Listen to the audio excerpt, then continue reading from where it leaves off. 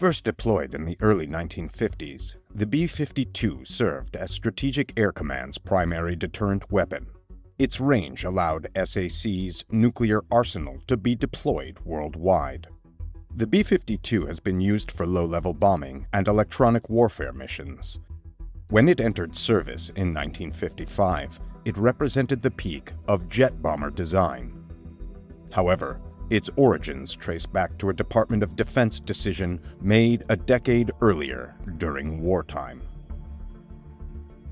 For much of World War II, the U.S. focused on refining existing technology to keep production lines operating at the urgency war required.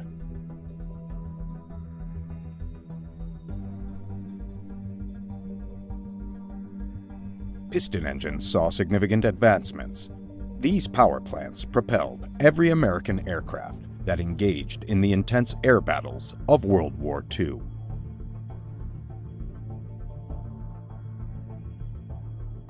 Even the formidable Boeing B-29, with superior speed, range, and payload capacity, still relied on piston engine technology.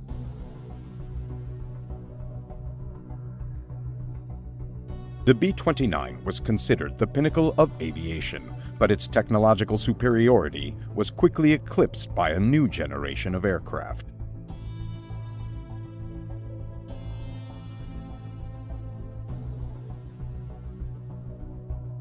Early in the war, the U.S. was stunned to discover that Germany and Britain had developed gas turbine jet engines, capable of propelling fighters, far faster than the legendary Stratofortress.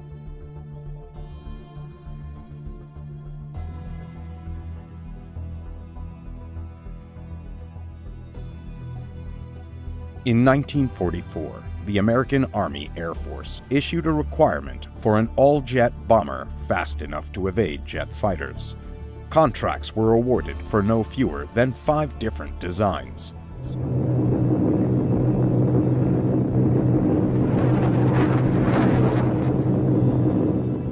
However, another technological breakthrough, nuclear fission, brought the war to a swift and dramatic conclusion. A B-29 was used to deliver the weapon, and with a single bomb, the city of Hiroshima was obliterated in seconds.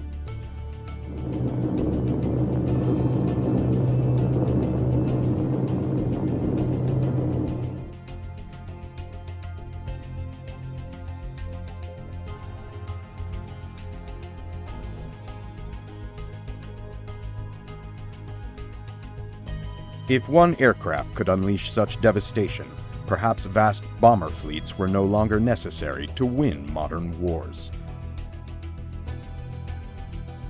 The immense loss of life America endured to establish B-29 bases in the Pacific reshaped the requirements for the next generation of bombers.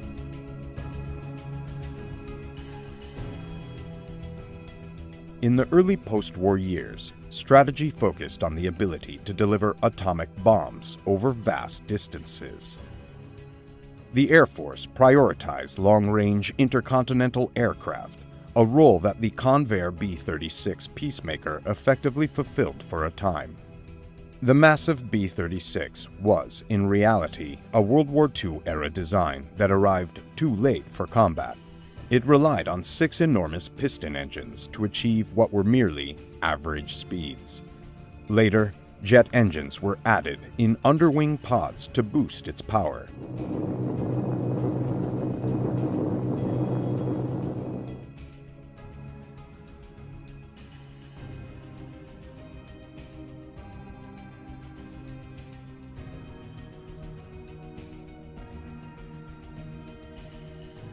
By 1947, the jet bomber project was beginning to take shape.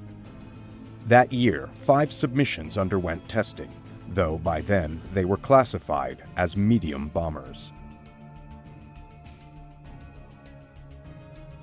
The B-45 was the first jet developed from the 1944 requirement and proved to be the second most successful. The simple yet effective 4-engine design was adopted by the Air Force and entered service in limited numbers, primarily for reconnaissance. Consolidated proposed the B-46 as another four-engine jet bomber. With its sleek lines, it was one of the most elegant aircraft of its era, and its performance as an early jet was respectable. However, Consolidated was deeply engaged in B-36 production, leaving the medium bomber project with low priority.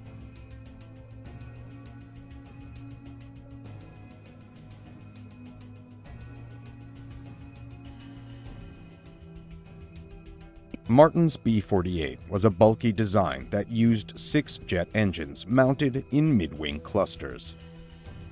Its most notable innovation was a bicycle-style undercarriage along the aircraft's center line, supported by 2 outrigger wheels on each wing.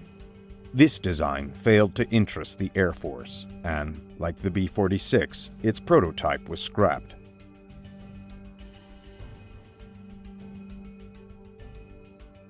Northrop, in an effort to compete in the jet bomber program, modified its existing piston engine flying wing by fitting it with 8 turbojets.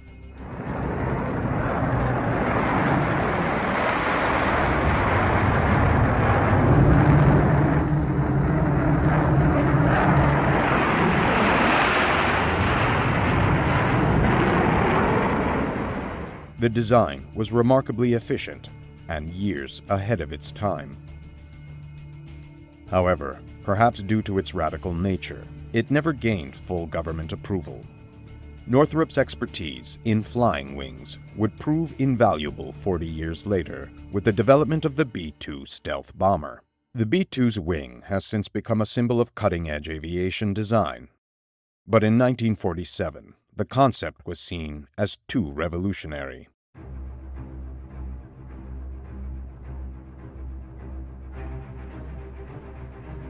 Undoubtedly, the most impressive proposal submitted to the Air Force came from Boeing. Its B-47 Starjet incorporated insights gained from German research on swept-wing technology. To maximize the efficiency of these wings, they were made extremely thin and flexible. As a result, the 6 engines had to be mounted on pylons and distributed across each wing. This design not only made engine maintenance easier, but also provided aerodynamic advantages at high speeds. Due to the wing's thinness, Boeing adopted the same fuselage-mounted bicycle undercarriage used on Martin's B-48. The Air Force accepted the B-47, and by the early 1950s, hundreds had been produced. By any measure, it was a highly successful aircraft, an example of the right design emerging at the right time. It also served as an invaluable testbed, allowing Boeing to refine its expertise in producing efficient swept-wing jet bombers. One challenge of early jet engines was their relatively long spool-up time, particularly during takeoff. To address this issue, Boeing developed several types of detachable rocket boosters, a system that became known as Jet-Assisted Takeoff, or JATO.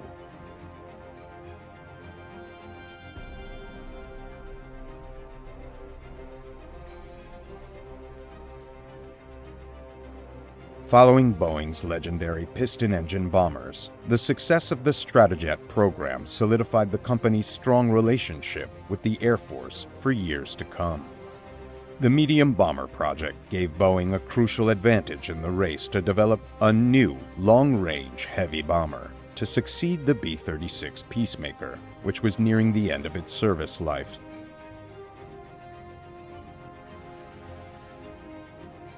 In an effort to keep the Peacemaker relevant, Convair designed an all-jet, swept-wing version designated the XB-60. However, reworking an aircraft originally conceived during World War II failed to impress the Air Force. As early as 1946, Boeing had been tasked with developing a replacement for the Peacemaker. The company explored hundreds of concepts, ranging from ultra-large piston engine designs to aircraft using proposed compound supercharged power plants, as well as turboprops, jet engines driving propellers. However, none of these concepts delivered the dramatic performance leap over the B-36 that the Air Force sought.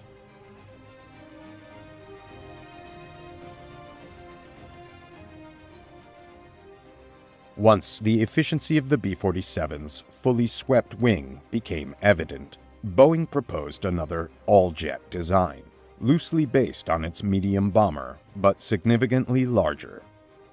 This concept was refined into Model 464-67, which the Air Force ultimately approved as the B-52.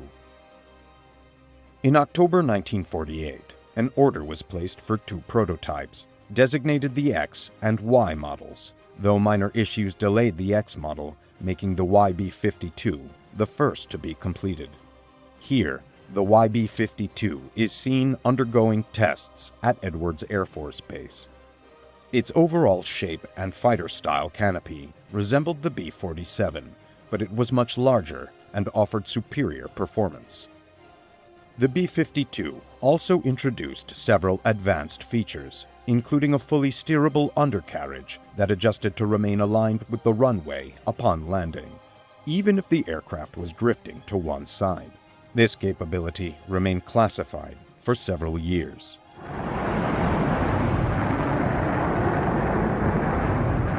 Apart from the cockpit layout, revised to a conventional side-by-side airliner configuration, there were few external differences between the prototypes and the production B-52s.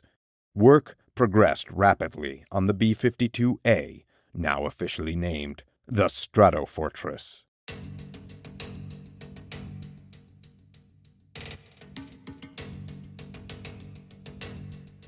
Only 3 B-52A models were built, but the B model, nearly identical except for minor improvements, entered full production. Extending the bomber's range was always a top priority. In-flight refueling, perfected in the late 1940s through Boeing's flying boom system, addressed many challenges. However, during the early days of the B-52 program, aerial refueling remained a difficult task. The first tankers were powered by piston engines, with maximum speeds barely exceeding the stall speed of the jet-powered bombers. Here, the Y model performs the delicate task of aerial refueling. Jet tanker refueling was clearly a safer and more efficient option. It wasn't until the introduction of the KC-135 Stratotanker that aerial refueling became both safe and practical. Another method of extending range was the addition of extra-large outboard wing tanks, like the one shown here, which could hold 3,000 gallons and be jettisoned during combat. By March 1954, B-52s were coming off Boeing's production line in Seattle. The aircraft then entered an induction program where air crews and aircraft were integrated into a cohesive fighting force. Inside the sleek B-52, crews of 6 learned how to operate the Stratofortress. After the B-36, they found Boeing's bomber to be much more cramped. Every available inch of the B-52 was dedicated to fuel, payload, and electronics. Where the Peacemaker featured 6 gun positions, the B-52 had only 1. Instead, the aircraft relied on its performance and the emerging technology of radar jamming for self-defense. The Strategic Air Command required the world's best bomber, and it made equally stringent demands of its crews. Aircrew members underwent rigorous training, ultimately becoming an elite corps of professionals, forming a team capable of handling the sophisticated aircraft they operated. For over a decade, the Stratofortress and its crew had one primary mission: to carry and deliver the thermonuclear hydrogen bomb. But for the bomb to serve as a credible deterrent, it had to be tested to demonstrate its effectiveness. Throughout the 1950s, hydrogen bombs were detonated in remote areas of the Pacific. The final tests, like many before them, saw B-52s dropping the deadly payloads.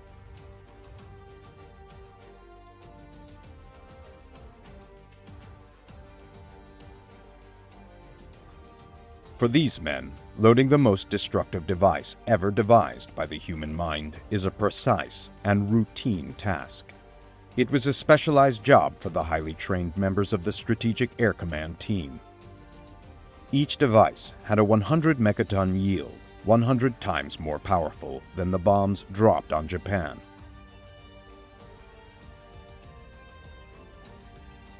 Unlike the World War II-era bombs, the device in this bomb bay would be slowed during its descent by a parachute, giving the bomber more time to vacate the area before the catastrophic explosion.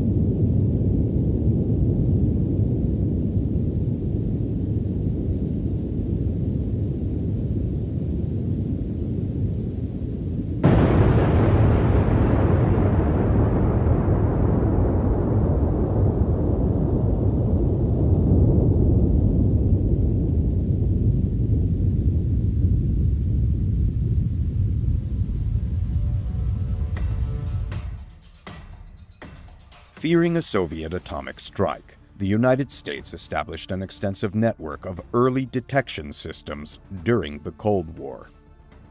These early warning systems were mostly located in the frozen north, the most likely path for a first strike. Radar operators constantly monitored scanners, searching for the blip that could signal the onset of World War III. The Strategic Air Command maintained fleets of B-52s on operational standby in a constant state of alert, ready to serve as the ultimate deterrent if needed. When the red phone rang, the procedure was automatic. Up to 100 Stratofortresses could be deployed within minutes. This routine was honed through regular exercises. The concept of an immediate retaliatory strike by SAC was considered the nation's best defense during the Cold War. The responsibility of nuclear deterrence was entrusted only to carefully vetted officers. All B-52 pilots assigned to carry nuclear weapons held at least the rank of major. They carried the weighty responsibility of commanding aircraft capable of altering or even ending life on Earth. However, just as jets replaced piston engines, the B-52 and its high-flying Soviet counterparts were eventually surpassed by an efficient and lethal new technology born in Nazi Germany.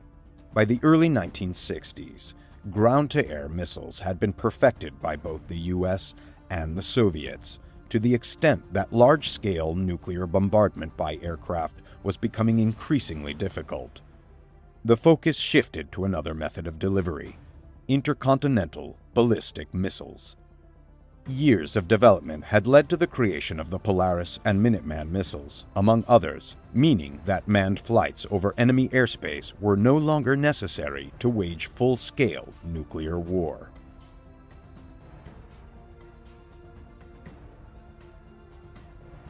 Despite this, SAC's Stratofortresses remained in service.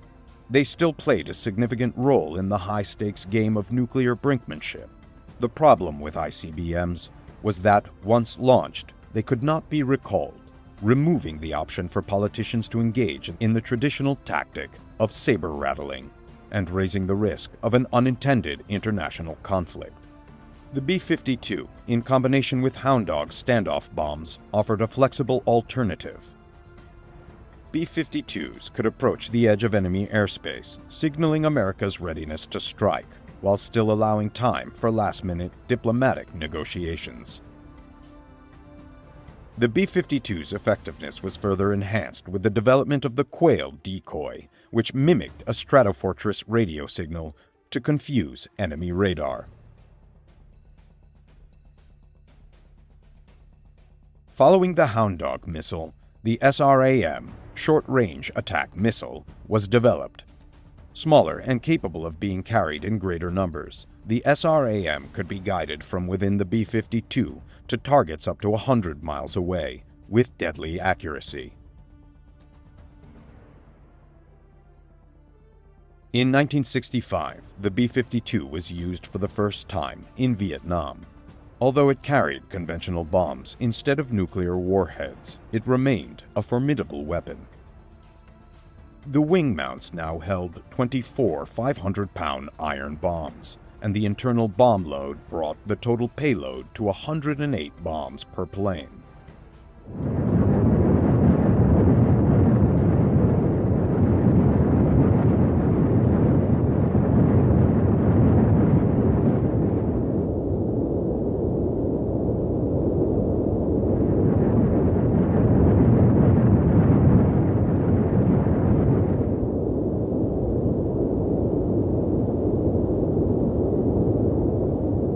Throughout the Stratofortress's involvement in Southeast Asia, B-52s dropped over 3 million tons of bombs. While the use of high-flying bombers was controversial at the time, there is little doubt that the Stratofortress was highly effective in conventional bombing operations.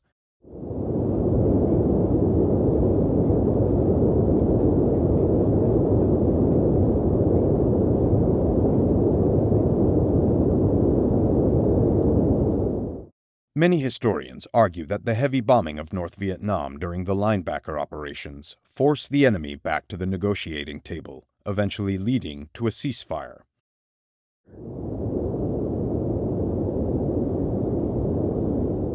In other Vietnam operations, more advanced bombs were deployed. Some bombs could be detonated later by personnel in different aircraft, using infrared viewing equipment to time the explosions with enemy movements. Standard 500 and 750-pound iron bombs like these were commonly used on most B-52 raids.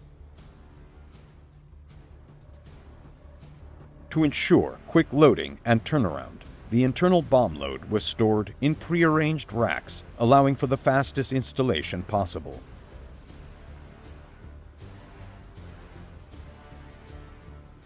Crews initially based in Guam prepared for the long 8-hour flight to their distant target. The crew in the front and the solitary rear gunner took their positions as each aircraft readied for takeoff.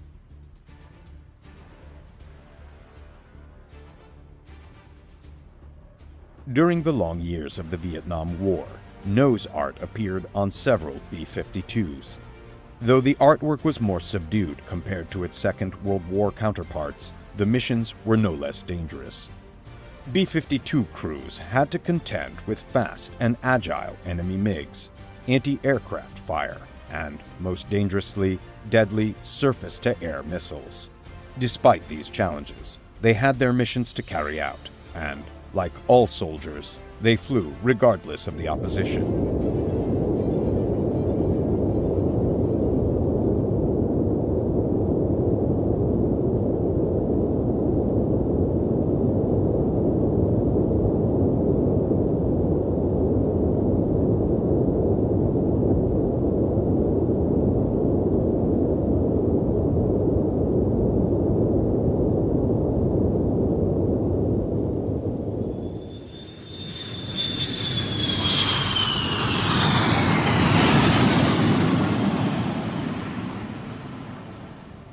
After a raid, ground crews rushed to repair the bullet-riddled airframes of returning Stratofortresses, preparing them for the next mission.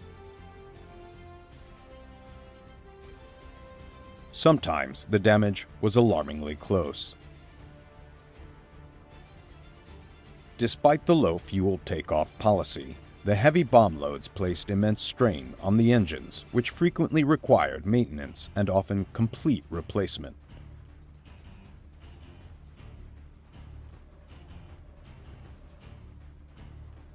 MiGs were kept at bay and sometimes shot down by rear gunners, who, in their isolated positions, used a radar-guided, remote-controlled array of 4 cannons with formidable firepower.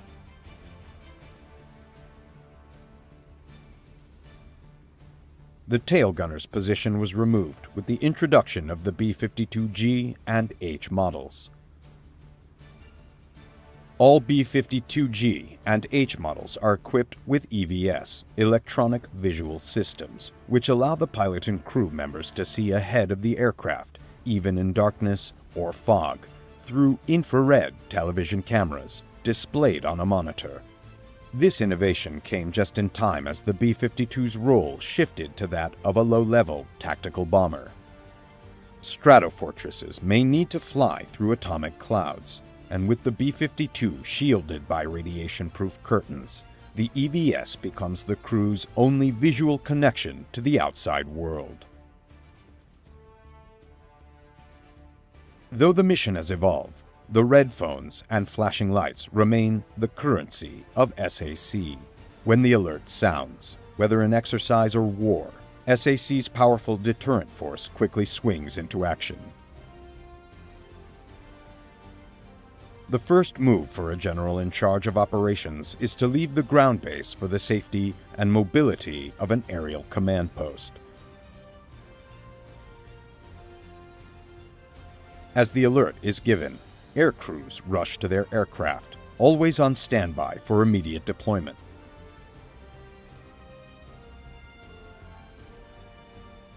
The general is airborne, with B-52s following close behind.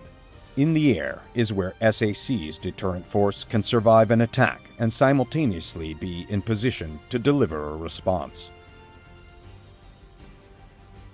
High-speed takeoff is crucial for survival. In this exercise, preparation for a nuclear flash is part of the procedure, and radiation-resistant curtains are deployed. The crew is entirely reliant on the EDS and other electronic systems, as they dare not look out of the cockpit. Flying low over the ground, each pilot waits for orders. The B-52s may have been called back during the exercise, but the demonstration reinforced the understanding that these aircraft still possess the capability to penetrate enemy territory, if necessary. The exercise concluded successfully, with the general reassured of the B-52's effectiveness. After 70 years of service, the B-52 continues to perform its mission, though its longevity indicates that its time in active service is nearing an end. From the outset, the Strategic Air Command had been looking for a replacement for the aging bomber. The first contender, the XB-70, was an ambitious and advanced design. However, it quickly became outdated as ground-to-air missile technology evolved, rendering it less effective. The B-1 bomber, developed by Rockwell International, emerged as a potential replacement. The B-1 combines high speed and altitude capabilities, utilizing its variable sweep wings to maximize both performance at higher speeds and fuel efficiency during low-level flying. The B-1 offered a balance of characteristics that made it an appealing successor to the B-52. The cost of deploying large numbers of B-1s was a key factor in the decision by the Carter administration to shelve the project throughout the 1970s. However, in the 1980s, the B-1B was revived and went into production, though not for its original high-altitude role.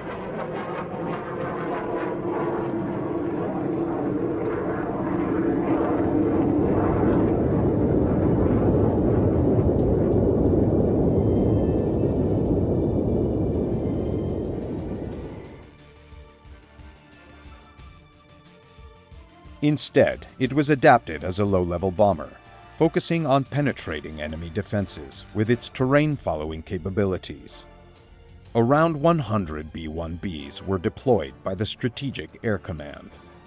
While the aircraft proved to be costly, it demonstrated its value in comparison to its predecessor, the B-52. The B-1B's performance, combined with the lessons learned from the B-52's decades of service, ensured it remained a vital asset for the U.S. military. Even after 7 decades of service and through rapid advancements in military technology, the B-52 continues to be an extraordinarily powerful and effective weapon. Its long-lasting legacy is a testament to its unparalleled versatility and capability, and it will undoubtedly be a tough act to follow for any future bomber designs.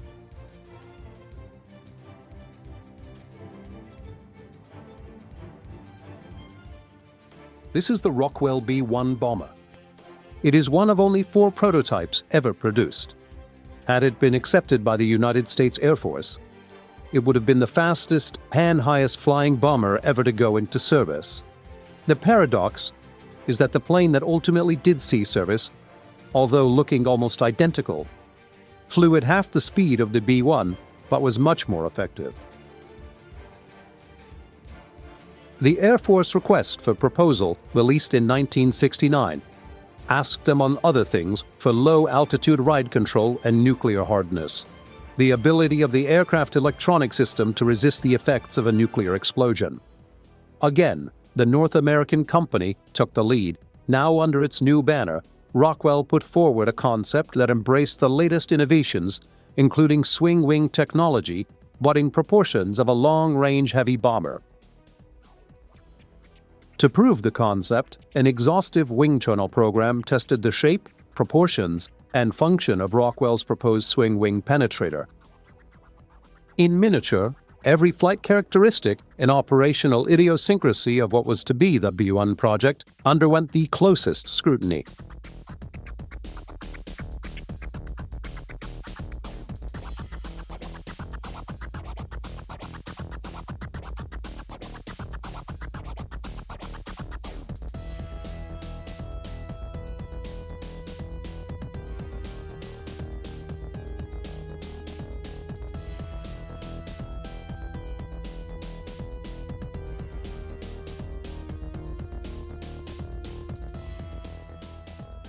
Throughout the verification process, models were used in many different ways. Here, another scale replica of the B-1 using the same non-radar reflective materials as the final aircraft is tested. On a movable rig, its ability to hide from radar coming from any angle is thoroughly examined.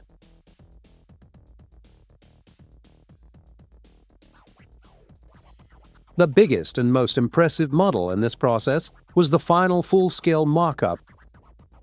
This faithful representation of the designer's ideas gave the manufacturers and the Air Force the feel of the final aircraft, in those years before computer technology made it unnecessary. The mock-up gave the last opportunity to explore the practicality of the concept before committing it to the expense of production. Even details like hinged doors and access panels are faithfully modeled so that the ground and flight crews alike can assess almost every physical detail on the finished aircraft. A variety of model weapon loads, both outside the aircraft and inside the bomb bays, look absolutely convincing and provide the closest possible insight to the real thing. So does the layout of the cockpit, and even the swinging mechanism of the wing works just the way it will on the production version. This level of perfection is a test to the model maker. What manufacture of the real thing was to challenge the engineer far more. There had been problems with the early F-111 wing box on which the swing wing pivoted. The B-1 bomber would carry a load many times greater than the F-111, so this facet of its operation was tested in the most punishing way.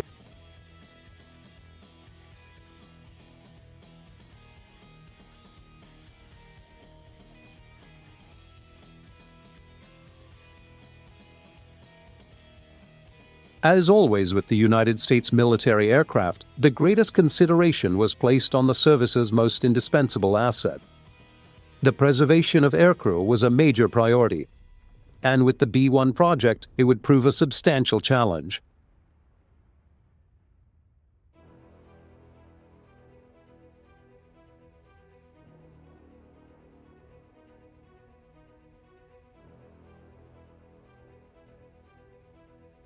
Rockwell's engineers tackled the problem of crew survivability from a stricken plane in exactly the same way General Dynamics had with the F-117 crew capsule. But for the B-1, with a crew of 4, it would have to be much larger, and tolerances would be greater.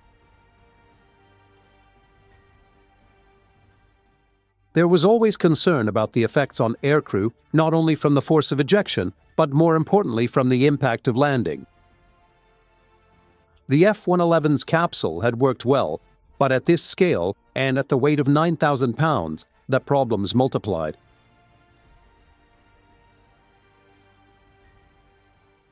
There was a real danger of spinal damage to crews on impact, so rapid-action airbags were developed to cushion the effects of the module as it hit the ground. Because of the nature of the B-1 mission, the airbags would have to work on land and on water.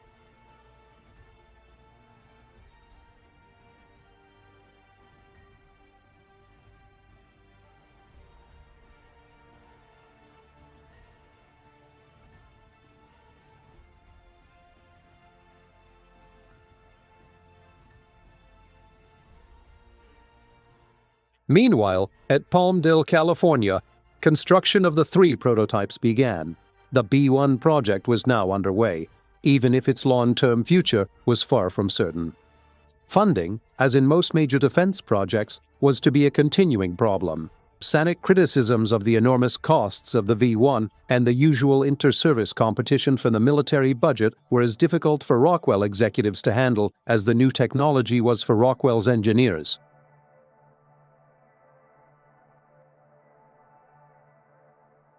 Here, the dedicated test rig is used to assess tolerance to stress to prove the integrity of the B-1's basic design. That integrity would have to be confirmed before any plane with the performance expectations of the B-1 could be allowed to fly in service.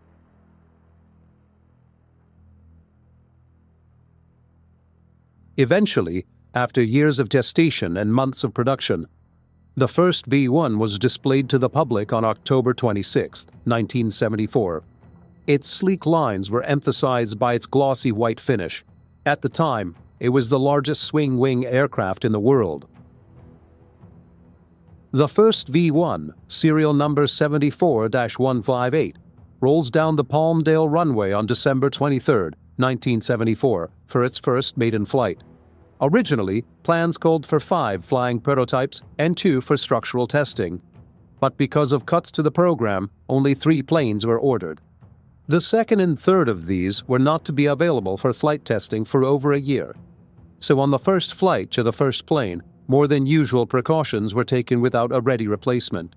Loss of this prototype could cause the whole program to collapse.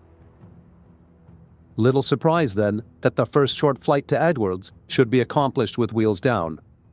Nor was any attempt made to alter the position of the enormous swinging wings. But the 2-man crew did adjust the jet exhaust system. This complicated arrangement is sometimes referred to as the turkey feathers for obvious reasons.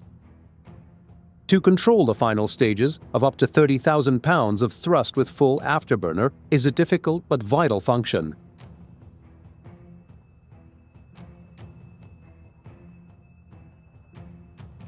Edwards is the traditional base for testing. Once called Mach, this Air Force facility has been the home of many major test programs. Here, from the dry Californian desert, the first B-1, with the hopes of Rockwell and the Air Force in the balance, would undergo the most thorough flight testing. All the while, its detractors looked for the slightest flaw to capitalize on. Already, there had been problems with cost overruns. These had been added to by the government decision to produce fewer planes, substantially increasing the unit cost.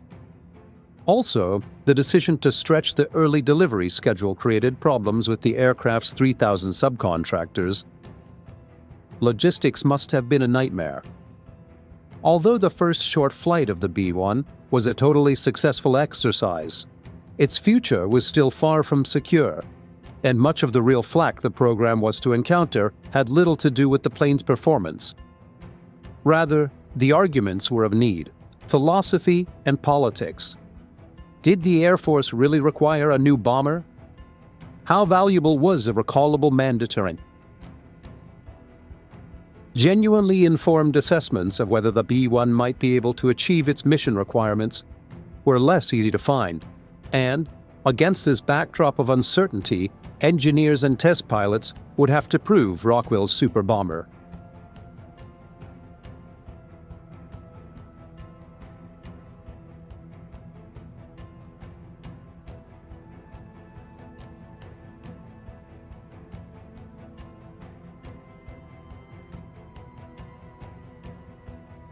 As the testing continued, the sole flying example of the B-1 was carefully put through various stages of the test program. Soon, the enormously powerful and complex landing gear was to be retracted and extended. Years earlier, when Rockwell was still called North American, and it was testing the XB-70 Valkyrie on its first prototype mission, the gear failed to retract properly, but the B-1's initial attempt at a clean profile flight was a total success. With something as complicated as the undercarriage, tremendous effort is expended in testing prior to flight, but in the end, the one that really counts is in the air.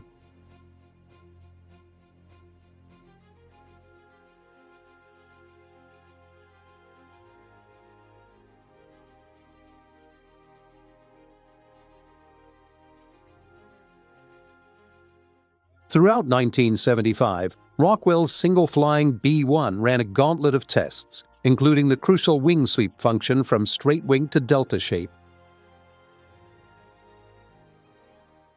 There was a comprehensive testing of the 4 General Electric F-101 fan jet engines and of the delicate task of aerial refueling, necessary even for a plane with the range of the B-1. It was tested in high-level flight at over 50,000 feet, then down to the deck for the all-important below-the-radar barrier trials, flying over 600 miles an hour at less than 200 feet. In these circumstances, the small vanes of the low-altitude flight control system were vital. Government cuts to the program meant that only 3 prototypes were to be built. The first of these was to fly, and the second was for structural testing. At the end of 1975, the stress tests were complete, and the aircraft was released to be fitted out for flying, but it would not be available till May the following year. In January of 1976, the third aircraft built for flight testing came online. This aircraft would concentrate on much of the complex avionics equipment used in the B-1 program, especially the Boeing-built offensive electronic system, a vital part in the B-1 mission.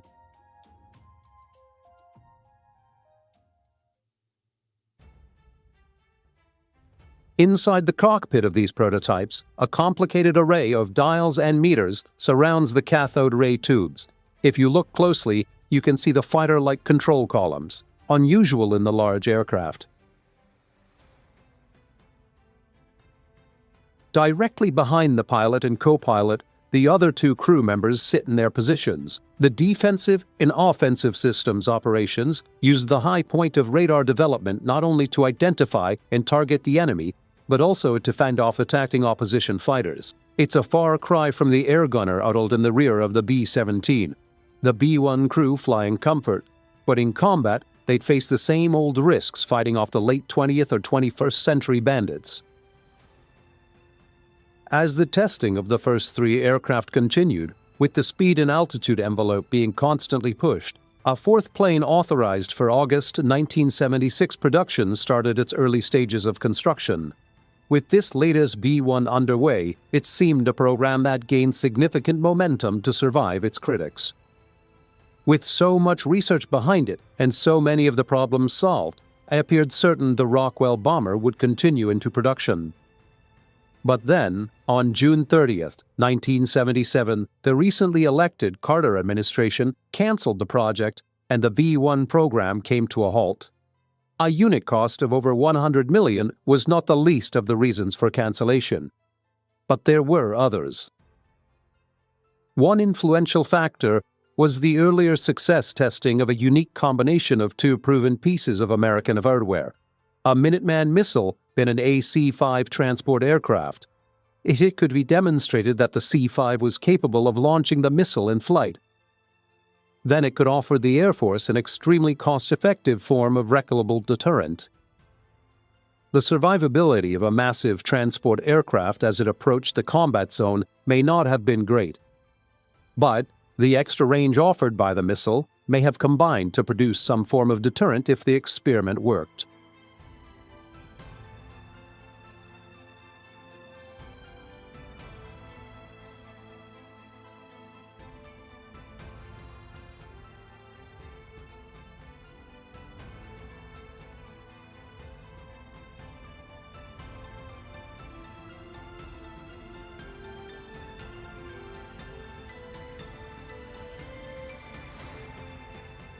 Although it was not to be adopted as a complete system, the air launching of an ICBM was nevertheless a spectacular achievement.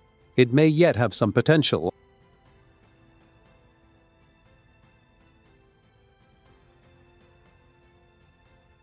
A much more concrete threat to the B-1 came in the form of the Aero-Launched Cruise Missile, or an LCM. These are clever and extremely deadly weapons. Before extension, their wings and tailplane fold flush to the main body so that many such missiles can be carried under the wings or in the internal bomb bays of the B-52.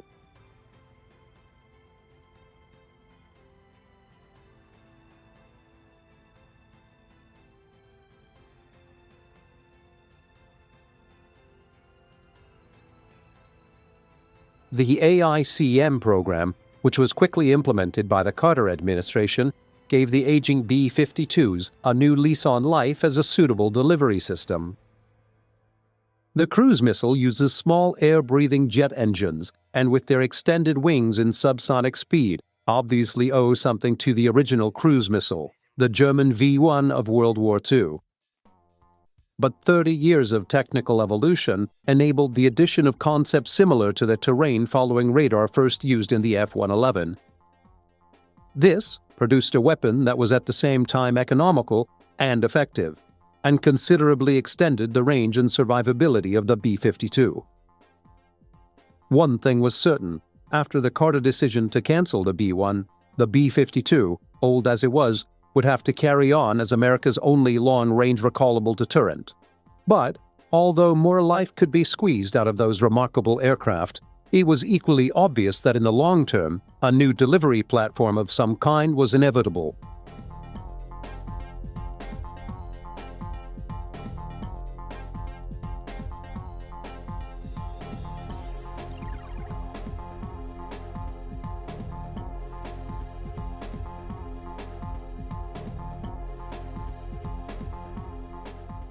Even with the support of dedicated bomber versions of the F-111 and the ACMs, the heating power of America's strategic air force was starting to wane. In spite of the discussed conversion of transport aircraft to carry cruise missiles, it had been known for many years that survivability over or even close to the enemy's airspace required specialized aircraft, and the missile-carrying transport would be limited to a type of delivery far less challenging than the Air Force would expect from a B-52 replacement. Clearly, a long-range penetrator was needed.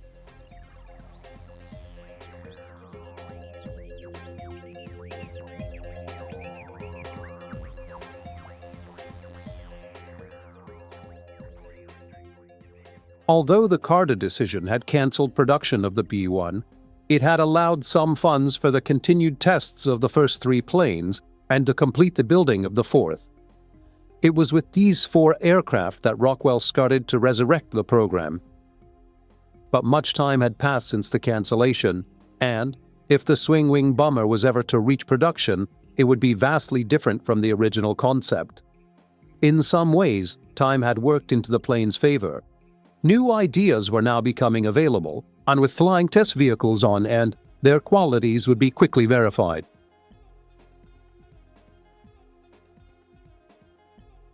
The most important change to strategic thinking was the revised attitude toward high speed.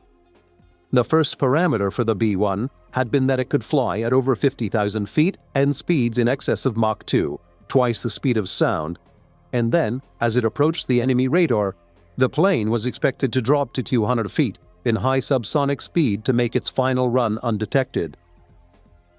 But later thinking claimed that Mach 2's speed performance was of no real strategic value. Low and slow, if 600+ miles an hour is slow, was seen as the best way for a long-range penetrator to reach its target. The reduction in top-end speed requirement would enable other benefits to be introduced in the new plane and would also contain costs. Much greater emphasis was placed on making the plane invisible by using non-radar reflecting materials. The new bomber would appear to be less than 1% of the size of a B-52 on enemy radar screens.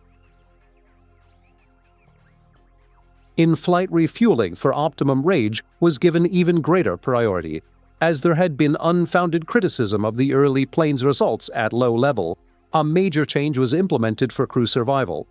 By deleting the crew ejection module, which had never been perfected, in favor of conventional ejection seats quite suitable for the slower flying version.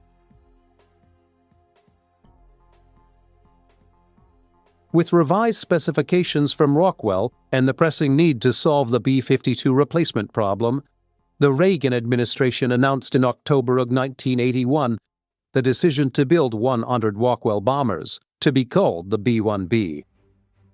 The 4 earlier prototypes, which had done so much valuable work to prove the basic and later the modified concepts, would continue in test programs as the B-1A. It is entirely possible that had these 4 original aircraft not been available, the entire B-1B, the born-again bomber project, would have never gone underway.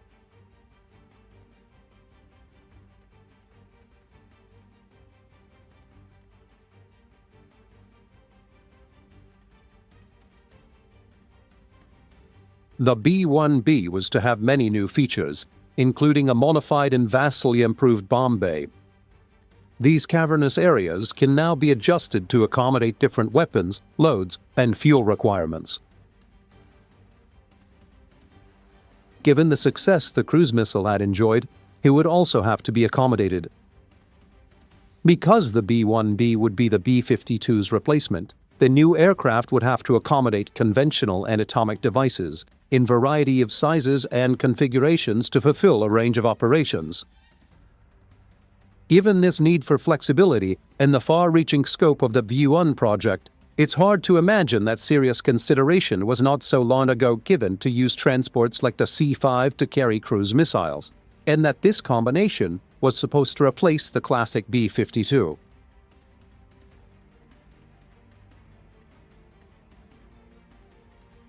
As the B-1A continued to prove the new performance specifications, work on the B-1Bs was well underway at Palmdale. The total cost of 100 B-1Bs was to be $20 billion, or over $200 million a plane. But with the lessons learned from the disruption of the earlier program, at least the B model was certain of completion, and this meant, in the long term, the best value for the money. Much of the B-1B's cost goes to provide its sophisticated avionics equipment. Fixed antennas and radar dishes literally project from every angle of the fuselage, all gathering information for its computers to analyze. From this data, the crew will make decisions that may well resolve the outcome of a mission with historic importance, and the fate of the aircraft and those that fly it could equally be at stake. All things considered, perhaps the Rockwell swing-wing bomber is not so expensive after all. Many types of skill and technology are employed as the tens of thousands of parts come together, and the giant technological jigsaw puzzle that is the making of a modern bomber starts to take shape.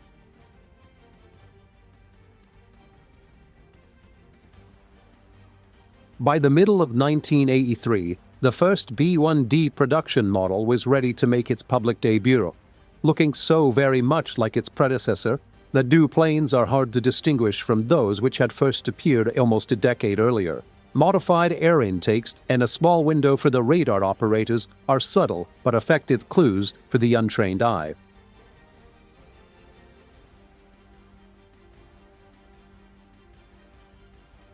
However, the performance variations are not so subtle. The B-1B, flying with half the speed potential of an A model, uses 21st century materials to become the most invisible to enemy fighters and missiles, and therefore is far more likely to complete its mission. And all the time it's on its deadly journey, it's providing tacticians with the flexible option of a last-minute recall. A role only the manned bomber can perform, but a role that was often understated in the past.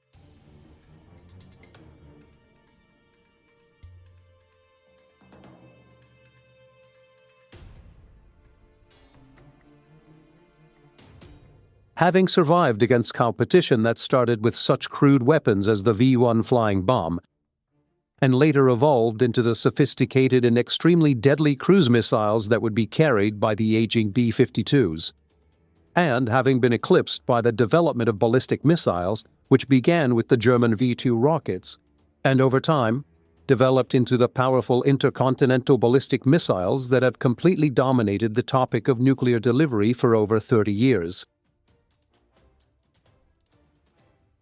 The manned bomber survived by using yet another German innovation, the one of the variable swept wing. In the early 60s, the idea, greatly refined and used in conjunction with terrain following radar, emerged as the F-111, a very successful medium strike bomber.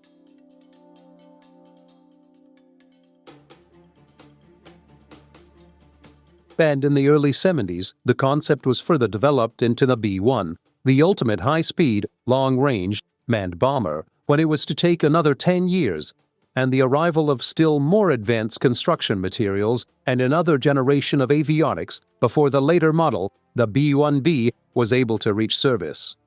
A masterpiece of high technology, the best that aerospace industry could offer, had finally arrived. It continued to fly well into the 21st century and doubtlessly became a legend similar to the B-52 we've replaced. But clearly, the B-1B, the born-again bomber, was already one of the world's greatest planes.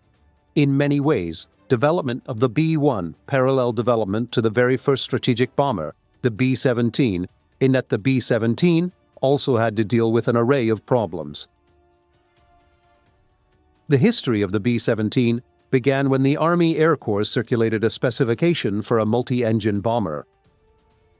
They probably only expected manufacturers to respond with a twin-engine design, but the Boeing company, showing what was to be characteristic foresight, offered a four-engine plane.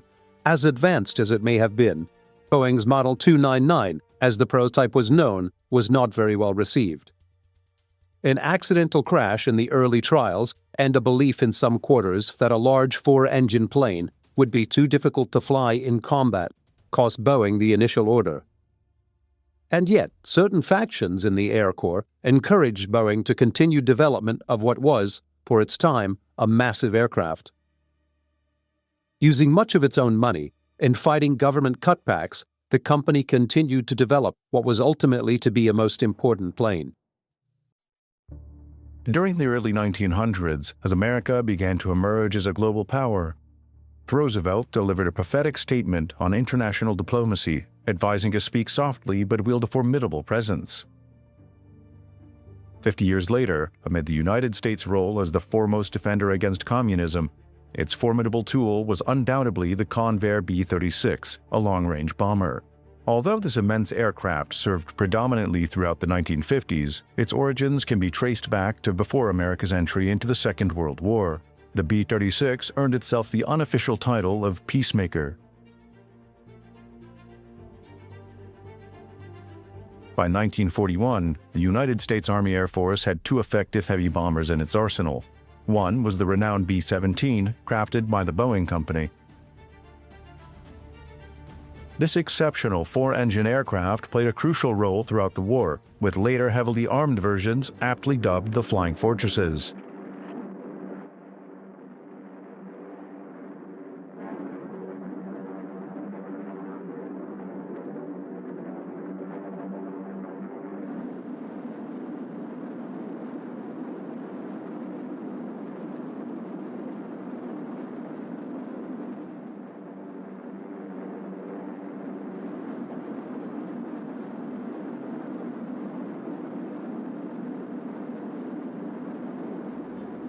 A slightly later addition to the fleet was the consolidated B-24 Liberator. Featuring an advanced tricycle undercarriage allowing for swifter landings, the Liberator served in all theaters of the war. Moreover, its larger, sturdier fuselage facilitated conversion into transport planes, rendering the B-24 one of the most adaptable aircraft in the American infantry. The Liberator, like the 17, was also heavily defended, and it was also able to fly slightly higher than the Fortresses.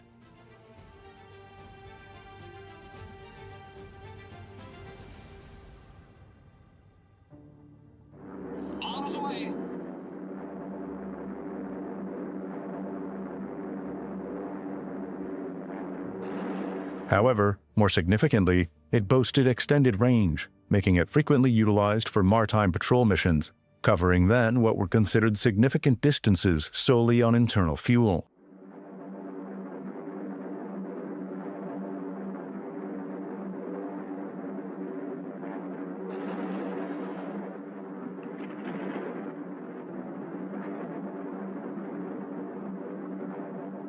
Both the B-17 and the B-24 could only complete the journey from America to Europe one way.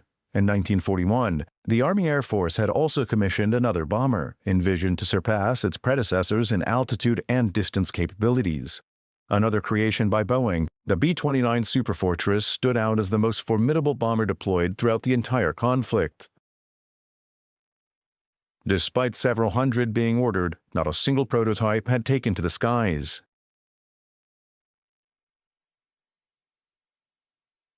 As a secondary contingency plan, in the case of any setbacks with the B-29, the consolidated B-32 Dominator was proposed. While this aircraft wasn't produced in large quantities, it did offer a reassuring alternative to the Stratofortress's remarkable capabilities. However, by 1941, it too existed only on blueprints. By the middle of that year, Nazi Germany had conquered continental Europe, achieving successive victories. Of greater importance, despite Britain's partial air superiority, it endured relentless bombardment from the Luftwaffe, causing significant devastation to both its populace and industry. These raids, often conducted at night but sometimes during daylight, were perceived by the German High Command as means to subdue the island nation. The pressing question that American tacticians grappled with was simple. What would occur if the U.S. entered the conflict and the sole remaining Allied base in Europe fell to Germany?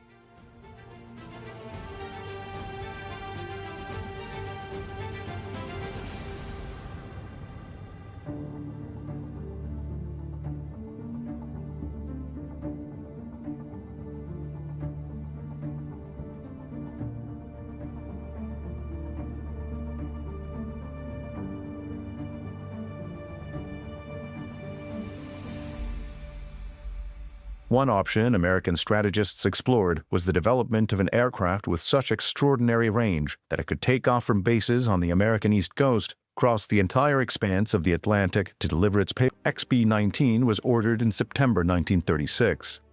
Upon completion, this aircraft boasted a wingspan of 212 feet, surpassing the XB-15 in size. The endeavor required 500 men, 9,000 drawings, 2 million men. Proved to be a costly endeavor. Nevertheless, the XB-19 represented a significant milestone in aviation standards, not just in terms of size, but also in innovation. It was the inaugural aircraft to feature retractable tricycle undercarriage and was designed to incorporate power-operated guns and a turret. If it had entered production, it would have boasted a range exceeding 7,000 miles. The insights gleaned from the XB-15 and XB-19 projects, coupled with the recognition of deficited designs from Northrop and Consolidated. The Northrop design was notably unconventional. The premise behind it was that eliminating the drag effect of the fuselage and tailplane could significantly enhance range. Thus, Northrop embarked on designing an aircraft essentially compromising only a wing, a flying wing. Consequently, on October 25, 1941, an order was placed for 2 XB-35 experimental bombers. The Consolidated design was more conventional than its competitor in shape, but certainly not in size. Featuring an expansive wing area of just under 5,000 square feet, the B-36 necessitated no fewer than 6 engines positioned at the rear of the wing to propel its colossal 163-foot fuselage through the air. On November 25, 1941, an order was sanctioned for 2 aircraft, with the expectation that the first would be developed by mid-1944 at a fixed fee of approximately $800,000 each.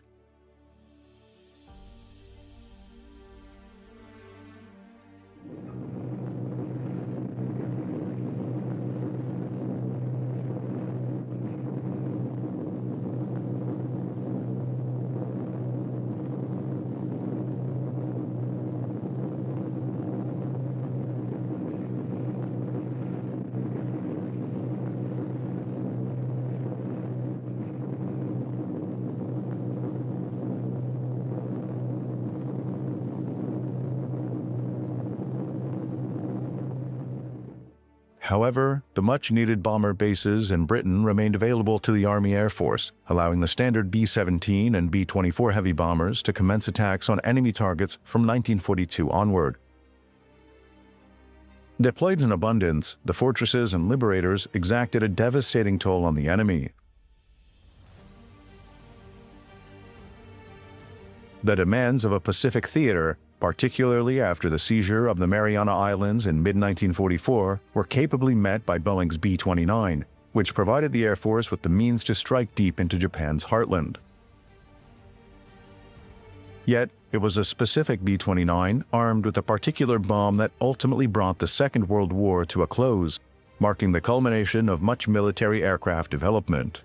Two notable exceptions to this narrative were the experimental long-range bombers, ordered only 2 weeks before American involvement in the conflict but never afforded sufficient priority until the war's conclusion, alongside the necessity to deploy a new weapon unforeseen in the wildest dreams of tacticians 4 years earlier.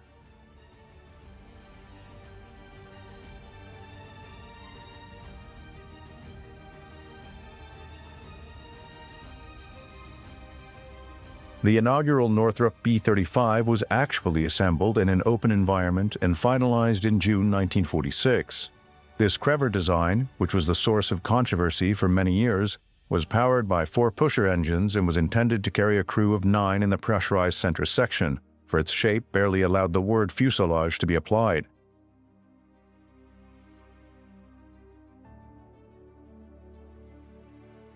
Despite its innovative design, which featured flaperons on the end of each wing instead of a conventional tailplane, the radical new shape of the flying wing was never able to completely overcome stability issues. Nevertheless, the flying wing stands as one of the most ingenious aviation concepts in history. The first XB-36 was rolled out of the experimental hangar just 6 days after Japan surrendered. However, it wasn't until August 1946, nearly 5 years after it was ordered, that the Peacemaker was ready for flight.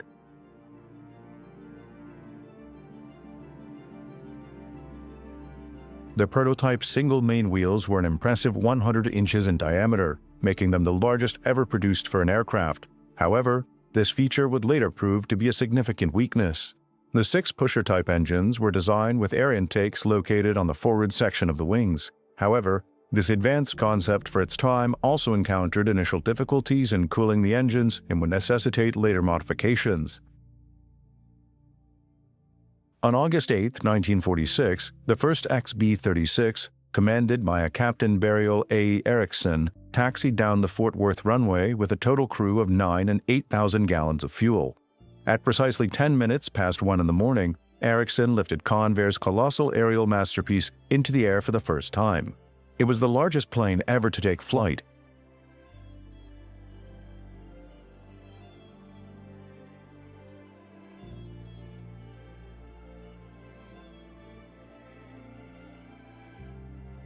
The flight lasted no more than 37 minutes, during which the undercarriage remained in the wheels-down position as a safety precaution. Erickson's crew, on this occasion and many subsequent ones, subjected the giant aircraft to rigorous testing, swiftly identifying the challenges inherent in its immense size. One of the most significant challenges was the vibration generated by the immense engines spaced out across the wide expanse of the wing. Cooling, particularly at high altitudes, presented another issue.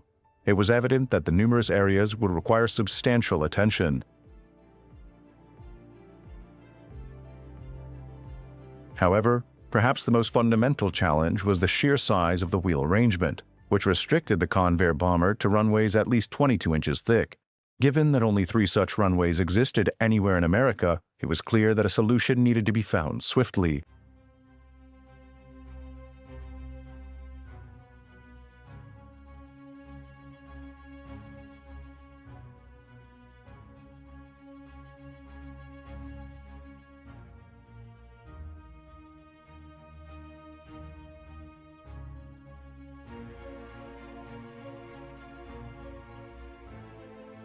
The solution emerged in what was deemed another breakthrough, combining 4 56-inch wheels into a group under each wing. This arrangement spread the B-36's tremendous weight over a much broader area, allowing the Peacemaker to utilize runways of half the previously required thickness.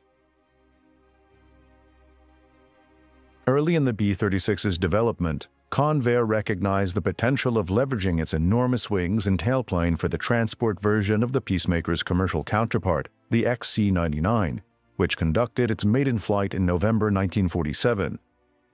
Still, larger again than its bomber counterpart, the 99 was assembled at Convair's San Diego operation, but with wings and other common parts shipped across the nation from Fort Worth.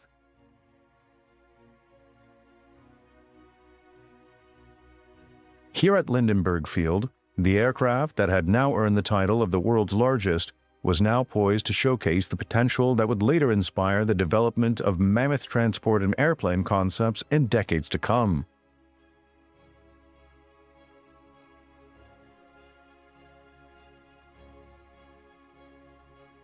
The XC-99 garnered significant attention from Pan Am, which seriously contemplated a civilian version for the West Coast to Hawaii route. The airline even secured options on 3 such aircraft. However, the anticipated post-war airline boom failed to materialize for many years. The XC-99 never entered civilian service.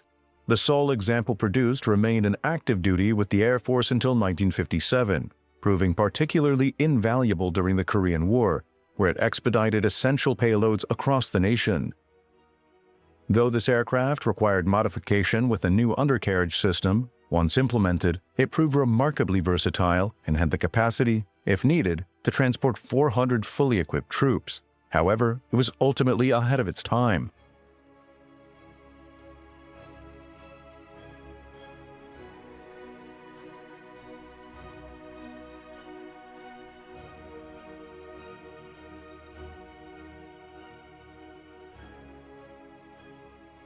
Despite the XC-99's intriguing potential, Convair's primary focus remained on the extra-long-range bomber concept. Throughout the late 1940s, Convair continued to refine and develop the B-36, underscoring its unparalleled ability to strike virtually any target worldwide and return to base in America. Long range would require many hours of physical endurance for the crew, and therefore inside the 36's massive fuselage, adequate provisions were made for sleeping quarters and a galley, complete with a 2-burner stove. Adequate provisions were always ensured for the crew aboard the B-36. However, the center pressurized section, housing these amenities, was located a considerable 80 feet away from the forward control area, accessible only via a narrow tunnel spanning the distance. Heated food was packaged in specially designed containers for transport between the extensive distances of the 2 pressurized sections. Additionally, the tunnel served as the sole means for personnel to move between crew sections. Given the distances involved, a small trolley was provided to facilitate efficient movement for each member. The size of the B-36 also necessitated unique procedures not previously required by other aircraft. Immediately after takeoff, and before pressurization, a crew member was tasked with examining certain vulnerable areas within the massive interior structure forming the fuselage of the B-36. Only then would the plane be permitted to climb to higher altitudes and proceed with its mission.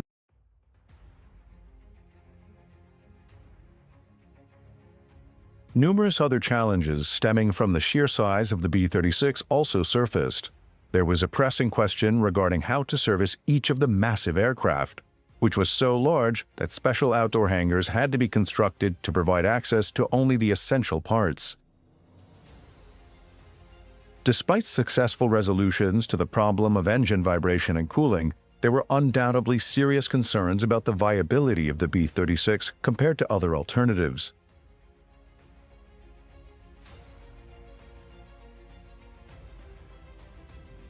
Foremost among these was the upgraded competitor, the Flying Wing, which had transitioned to an all-jet aircraft by replacing its 4 propellers with 8 turbojet engines. Northrop aimed to enhance the speed and viability of its innovative concept, utilizing unique flaperons at the wing's end to compensate for the absence of a conventional tailplane. Another, more conventional competitor to the B-36 emerged from the past, the Boeing B-50. Essentially a standard superfortress from the Second World War era, the B-50 featured more powerful engines and extended range due to the underwing-mounted fuel tanks. This range was enhanced yet again by Boeing's successful development of aerial in-flight refueling. Thus, the Air Force had at its disposal a proven aircraft combination capable of flying the same range as the B-36, but without encountering the challenges of its immense size. By the late 1940s, due to these advancements, the future of the B-36 appeared increasingly bleak. Its salvation came through two significant developments. The first, poetically enough, was provided by Consolidated's long-term competitor. Boeing developed a successful medium-range bomber entirely powered by jets, leveraging captured German technology that demonstrated the advantages of a swept-back wing. The Boeing B-47 featured a wing not only swept but also remarkably flexible, capable of moving within an arc of 17 feet. To maintain a thin wing profile, the 6 engines had to be mounted in pods suspended from below. The outer pods each contained 1 engine, while the inboard pods each housed 2 engines suspended several feet below the wing surface. Engineers from both companies collaborated to attach this equipment to the outmost wing of Boeing's aircraft.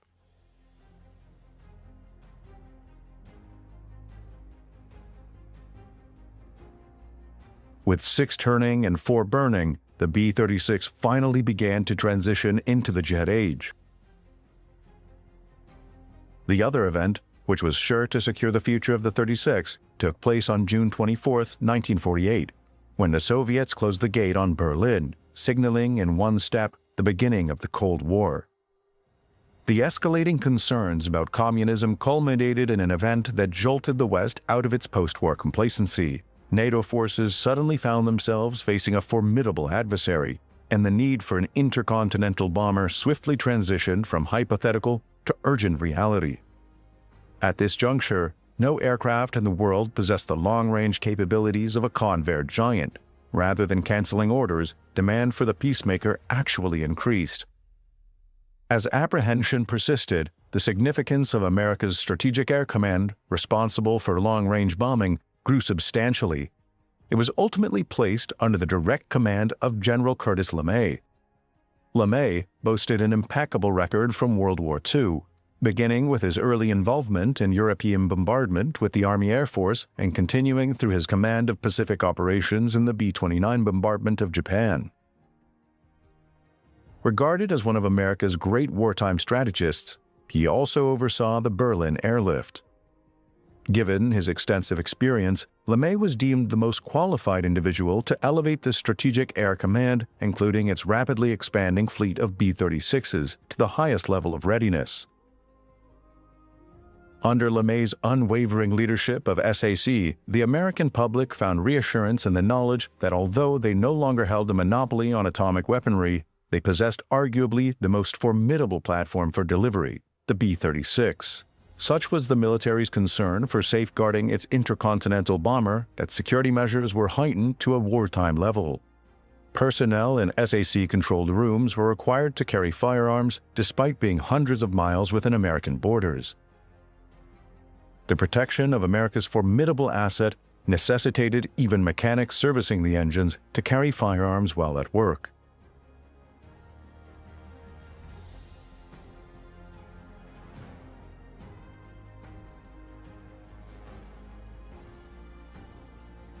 Exercises were conducted at an increasingly intense pace, around the clock and in all-weather conditions under LeMay's leadership.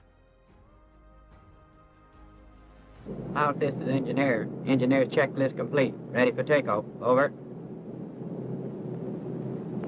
Pilot checklist complete. Ready for takeoff. Roger, give me 100% on the jet. Roger. Jet's coming up. Engineer, give me full power. Full power coming on. Jet 100%. Safe flight tempo okay. Takeoff power is set. Everything stabilized. Engineer ready for takeoff. Roger. Carswell Tower, Air Force 653, ready for takeoff. Air Force 653, Carswell Tower, roger, clear to roll. Roger, 653, rolling. Here we go.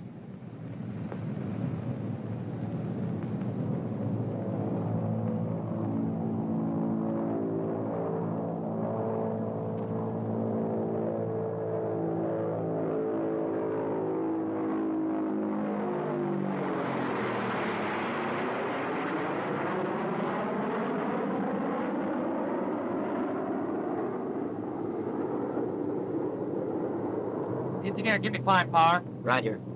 Climb power coming on. Be 96% on the jets. Roger, 96% on the jets. Often flying individually rather than in formation, SAC's peacemakers practiced bombing raids over vast distances with minimal notice. The B-36s utilized the K-1 bombing navigation system for precision accuracy. This sophisticated system comprised 365 vacuum tubes, enabling the B-36 to conduct bombing runs at high speeds regardless of weather conditions. Targets typically consisted of radio signals emitted from special trucks designed to assess the accuracy of SAC's aircraft. Despite the hefty price tag of over $5 million per aircraft, coupled with the K-1 system and LeMay's insistence on relentless training, the combination ensured nothing short of exceptional accuracy. Pilot, this is radar. We're over the IP. Pick up a heading of 197. Bob Flight Airport 653 over the IP. Altitude 35,000 on an inbound heading of 197 degrees.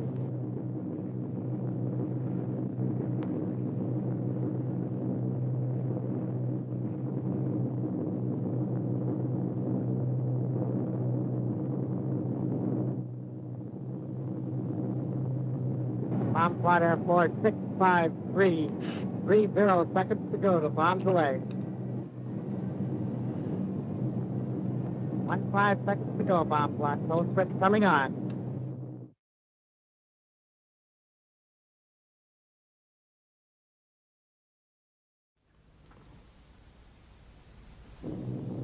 Bombs away.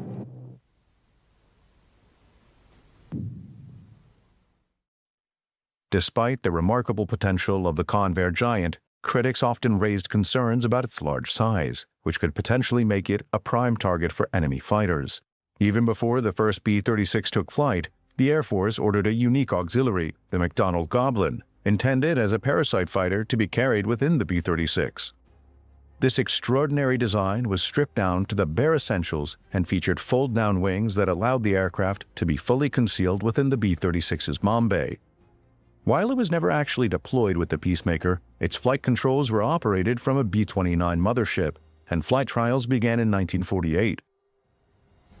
In August, with test pilot Ed Scorch secured in the cockpit, the Goblin was launched by a trapeze mechanism from the B-29, and the pilot successfully flew what must be considered one of America's most remarkable fighters. However, upon attempting to reconnect the Goblin's hook to the trapeze, turbulence caused the little fighter to lift, and the mother's plane mechanism broke the canopy, wrenching the oxygen mask away from the pilot. But Scorch was just able to regain control and crash land this tiny fighter.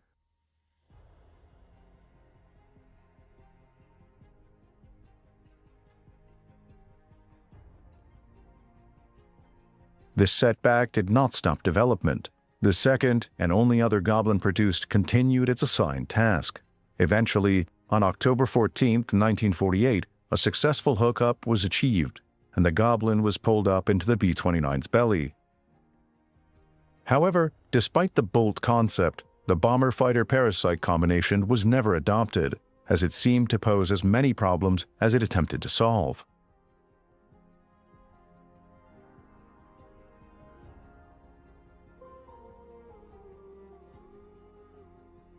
Nevertheless, a later parasite project involving the B-36 was the FICON concept.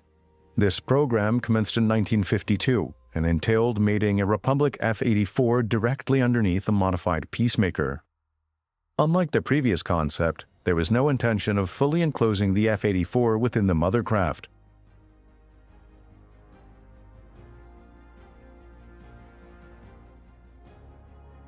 Only after both aircraft were airborne would the fighter pilot enter the cockpit.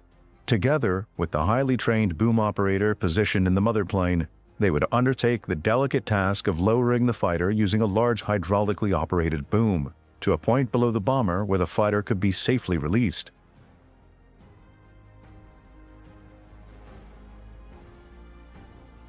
This operation proved remarkably successful, and although the recoupling process demanded great skill, it was eventually perfected to a fine art.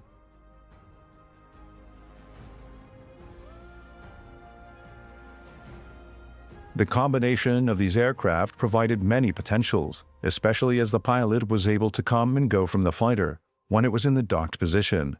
In reality, the FICON mission was primarily intended to enhance the reconnaissance capabilities of the B-36. The F-84, whether in its straight or swept-wing configuration, was an incredibly versatile aircraft. While SAC utilized it as its own fighter aircraft, there's no denying its potential as an effective fighter bomber, as demonstrated during the Korean War.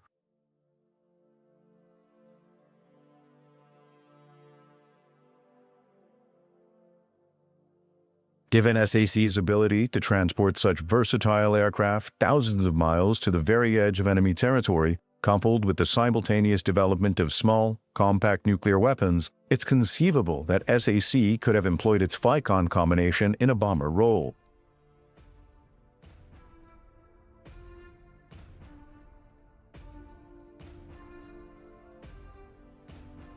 By the mid-1950s, the B-36 was fully developed and deployed at various SAC bases across the nation. By the early 1950s, SAC's peacemakers had reached the pinnacle of their development, with early engine and vibration issues resolved. With the support of jet power and modifications such as the new quick-action bomb bay door, the B-36 personified the ultimate intercontinental atomic bomber of the era.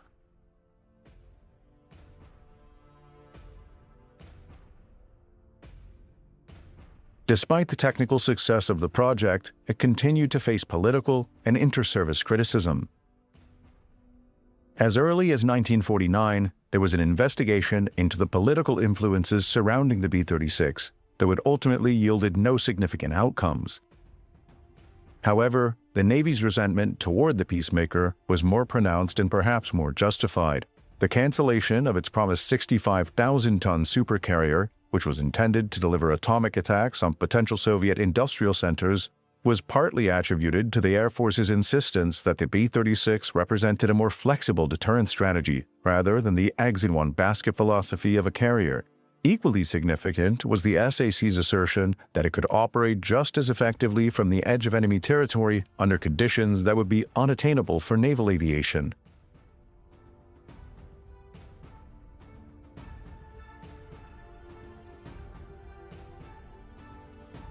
To demonstrate this, B-36s would periodically fly from their central USA bases to the very edge of Soviet territory.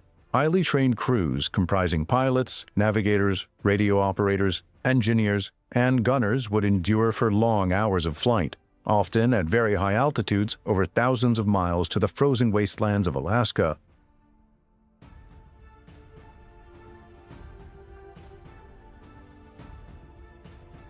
These men understood that once in the Arctic region, should their aircraft fail and crash land, as some did, there would be minimal chance of survival in the sub-zero and uninhabited wilderness. Against these prospects, the roar of the Peacemaker's 6-piston and 4-jet engines must have sounded far more a blessing than a curse.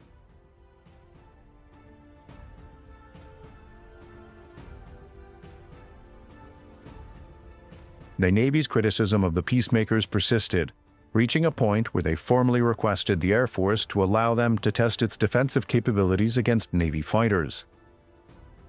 Outwardly, the B-36 appeared to have minimal defensive armament. However, hidden beneath sliding panels, it concealed 6 remotely controlled turrets, each equipped with 2 20mm cannons. These turrets could be raised hydraulically as needed. When used in conjunction with the forward nose turret and radar-controlled rear turret, the B-36 boasted a total of 16 cannons, covering every approach within a range of over half a mile. This made the Peacemaker the most heavily defended aircraft in aviation history.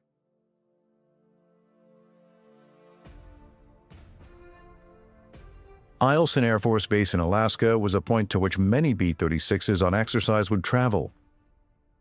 Here, Peacemaker captains would land their massive aircraft, uncertain of the prevailing weather conditions as they made their approach.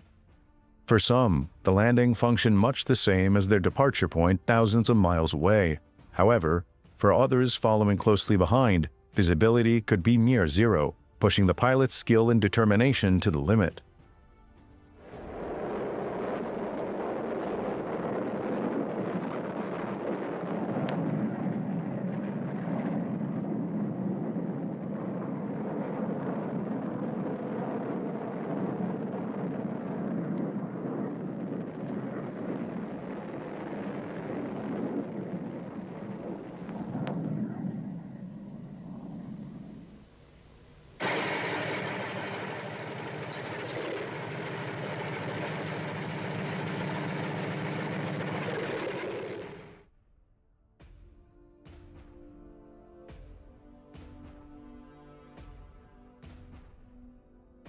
Even in this environment, where weather conditions offered as much protection for grounded aircraft as they posed risks for those in the air, anti-aircraft protection remained abundant.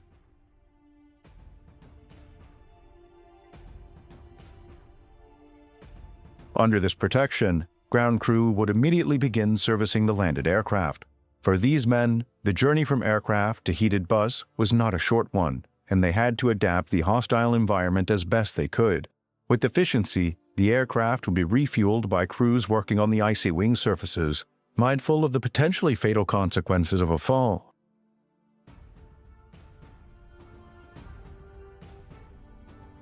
With padded clothes and gloved hands, these ground crews took perhaps a difference, but nonetheless, a real risk as those who flew. With time always passing, each engine would be assigned its own crew member to conduct necessary checks before inclement weather set in.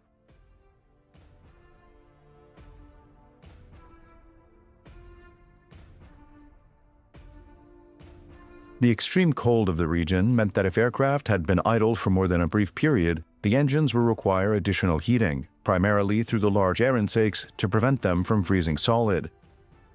To address this, large mobile heating units were developed, capable of delivering significant amounts of hot air into and around all the piston engines.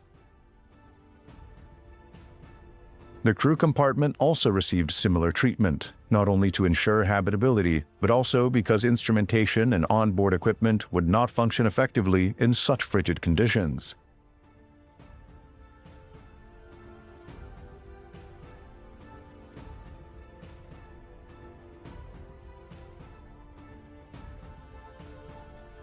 Refueled and ready for departure, the B-36s would once again brave the cold Arctic sky on their journey southward, leaving the area to its natural inhabitants. However, the primary purpose of these exercises was to demonstrate that from Alaskan bases, it would be just as feasible to turn northwest towards Soviet territory and deliver the devastating cargo for which the B-36 was developed.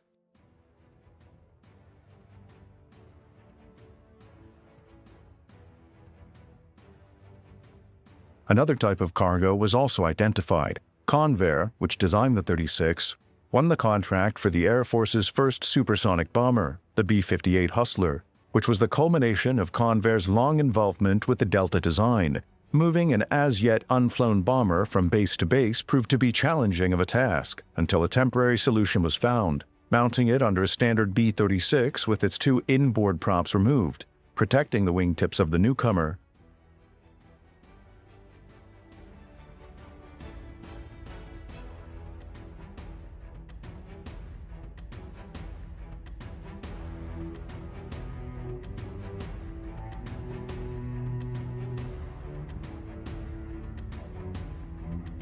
This image perhaps symbolizes, above all else, the contrast between two generations of aircraft. In less than a decade, the pursuit of a faster bomber aircraft had radically altered their shape and size, to the extent that tomorrow's medium bomber could fit snugly beneath yesterday's heavy bomber.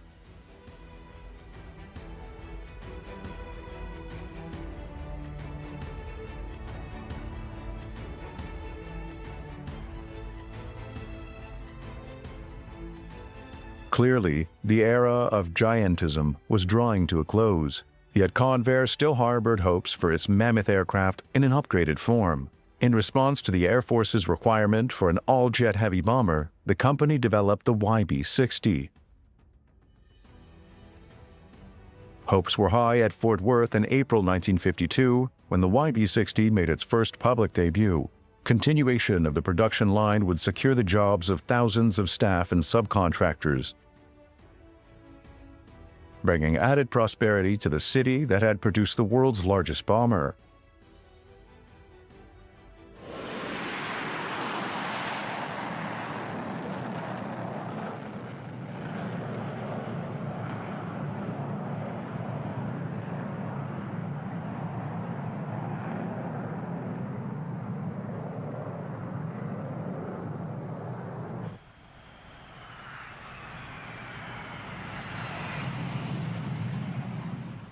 The YB-60 was virtually a B-36, with fully new swept wings and a tailplane. With no defensive armament other than the rear turret, the entire rear crew and quarters were omitted from the YB-60. Enhanced power and reduced weight propelled the YB-60 to a top speed of just over 500 miles per hour. Its production was achieved rapidly, as 70% of its components were standard to the B-36. The Air Force ordered 2 such examples to test the concept, but only actually flew one.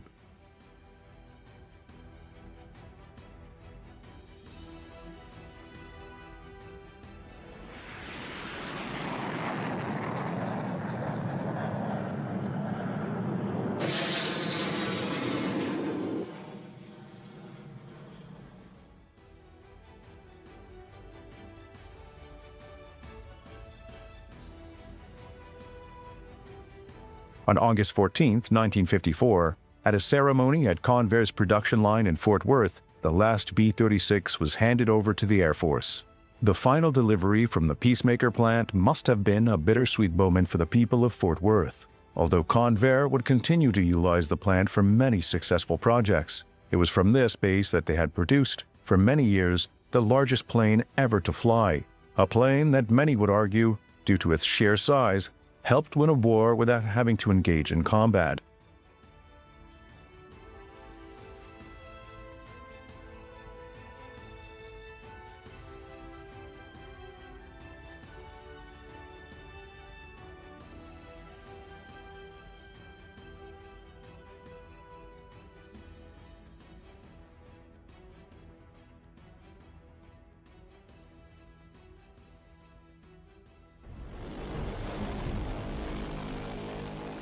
This is the consolidated B-36 intercontinental bomber, sometimes referred to as the Peacemaker or the Big Stick.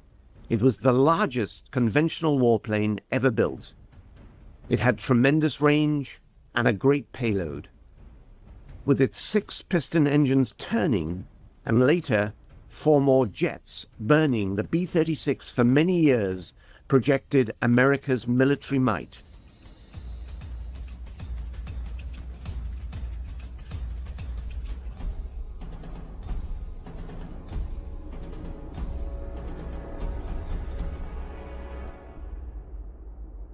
It was a monstrous airplane. It had 6 engines, and they were pusher props. Now later on, they hung jet pods on the ends of the wing, but the early models were all piston engines, pushers. It was a huge airplane, and it was designed then to carry atomic weapons. But by the mid-50s, its sheer size, cruciform shape, and middling performance worked against it in a world of pure jets. However, in its heyday, the 36 was the very pinnacle of successful giantism. Rather surprising given that a decade and a half earlier, the United States had all but abandoned the idea of operating massive aircraft known as XBLRs, or the Experimental Bomber Long Range. The first attempt, the XBLR-1, resulted in the Boeing XB-15. This was an ambitious and useful experiment that demonstrated the importance of 4-engined bombers. The XB-15 carried a crew of 10. However, its 150-foot wingspan proved too large for practical use.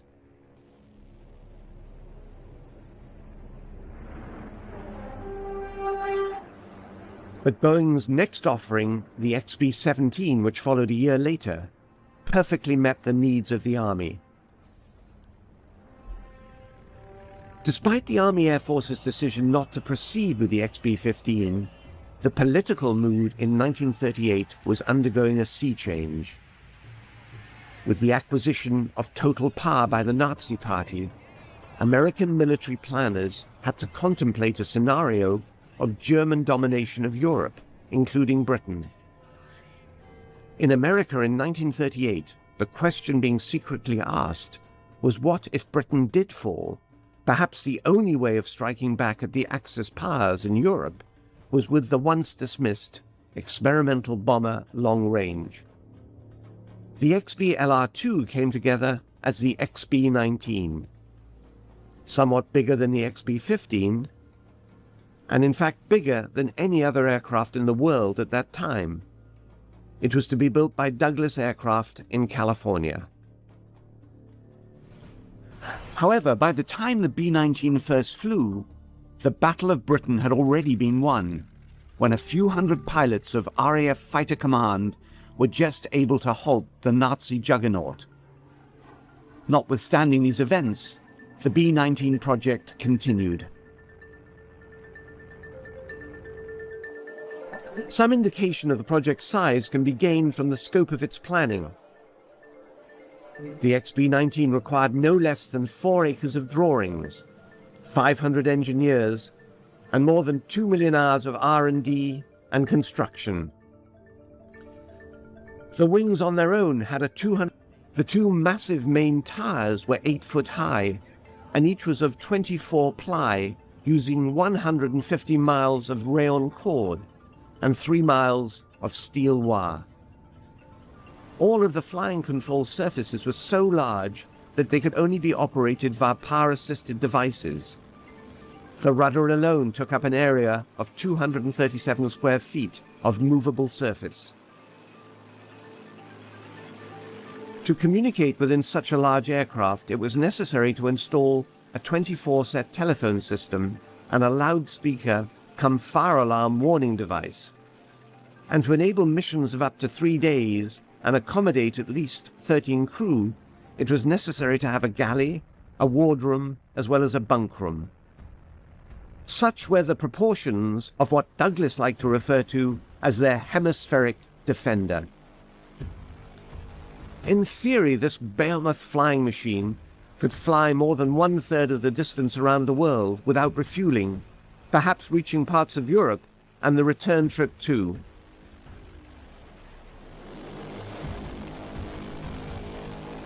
On June 27, 1941, the B-19 made its first flight from Douglas Aircraft in Santa Monica to Mach Air Force Base. Despite various suggestions to the local press at the time, the B-19 was really a proof-of-concept aircraft to explore what could be learnt about building giant aircraft. The B-19 also presented the same problems and lengthy delays as Boeing had endured with its 4-year development of the B-15. This suggested that the B-19 be abandoned. However, the Army remained firm that the XBLR-2 would be delivered. In fact, the Douglas Company's view may have been quite sound, as the war had necessitated that the 2 prototype long-range bombers be ordered 6 months before the B-19 ever flew. The Northrop B-35 and its competitor, the enormous consolidated B-36, would use whatever data could be migrated from Douglas. In fact, the B-35's design was a totally different concept, relying upon advanced flying wing aerodynamics to gain maximum range, an idea that was far ahead of its time. Nevertheless, it was the consolidated XB-36 which the Air Force adopted. It was a symbol of pure 1940s giantism, and likely would have benefited from some of the ideas incorporated in the B-19. However, it was a virtual flying gas tank, carrying with it all the fuel it needed for a there-and-back European mission. The Second World War had come and gone before Consolidated's giant reached production, and as Britain did not fall to Germany, the 36's absence had no impact on the conflict, although its presence became critical in the Cold War that followed. It was during this potentially cataclysmic test that America's peacemaker really came of age. The newly formed Strategic Air Command under General Curtis LeMay would regularly fly to far distant territories just to demonstrate its enormous reach. It was all a very effective show of force, although by the mid-50s, one that was starting to be questioned. The airplane flew like a glider. It was easy to fly. Anybody could have flown it with 5 hours of stick time. It was a beautiful airplane. It's good that they never had to fly military missions, even with the 4 jet engines which were placed on later. The success of an earlier Strategic Air Command gamble with the B-47 Stratojet medium bomber demonstrated the need for a faster swept-wing, all-jet power heavy bomber. Yet Consolidated felt they could still provide a ready answer. The B-60 arrived after a standard 36 fuselage was married to swept wings and tail surfaces. It was propelled by 8 turbojet engines. The concept would have been economical, but advances in in-flight refueling made it no longer necessary for massive fuel loads to be carried. The age of Giantism was coming to an end. Strategic Air Command wanted a smaller, faster and more sophisticated heavy bomber, and Boeing's B-52 Stratofortress fitted the bill. And in terms of years of service for dollars spent, the B-52 was able to adapt and evolve in a way Convair's Big Stick never could. Still, credit where it's due. The B-36 was for a number of years America's sole intercontinental bomber and served as an effective deterrent, appropriately earning the type its other nickname, the Peacemaker.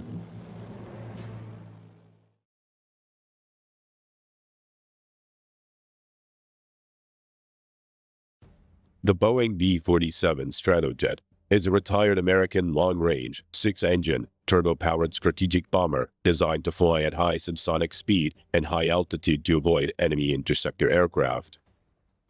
The primary mission of the B-47 was as a nuclear bomber capable of striking targets within the Soviet Union. The Boeing B-47 Stratojet was the perfect strategic weapon for its time, so feared by its enemies that the bomber never had to perform its lethal nuclear mission. Sadly, the B-47 also suffered losses on a scale that would be utterly intolerable today. Over its lifetime, 203 aircraft, or about 10% of the total procured, were lost in crashes, with 464 deaths. The B-47 arose from an informal 1943 requirement for a jet-powered reconnaissance bomber, drawn up by the United States Army Air Forces, or USAAF, to prompt manufacturers to start research into jet bombers. Boeing was among several companies to respond to this request. One of its designs, the Model 424, was basically a scaled-down version of the piston-engined B-29 Superfortress, equipped with 4 jet engines. In 1944, this initial concept evolved into a formal request for proposal to design a new bomber with a maximum speed of 550 miles an hour and a cruise speed of 450 miles an hour, a range of 3,500 miles, and a service ceiling of 45,000 feet.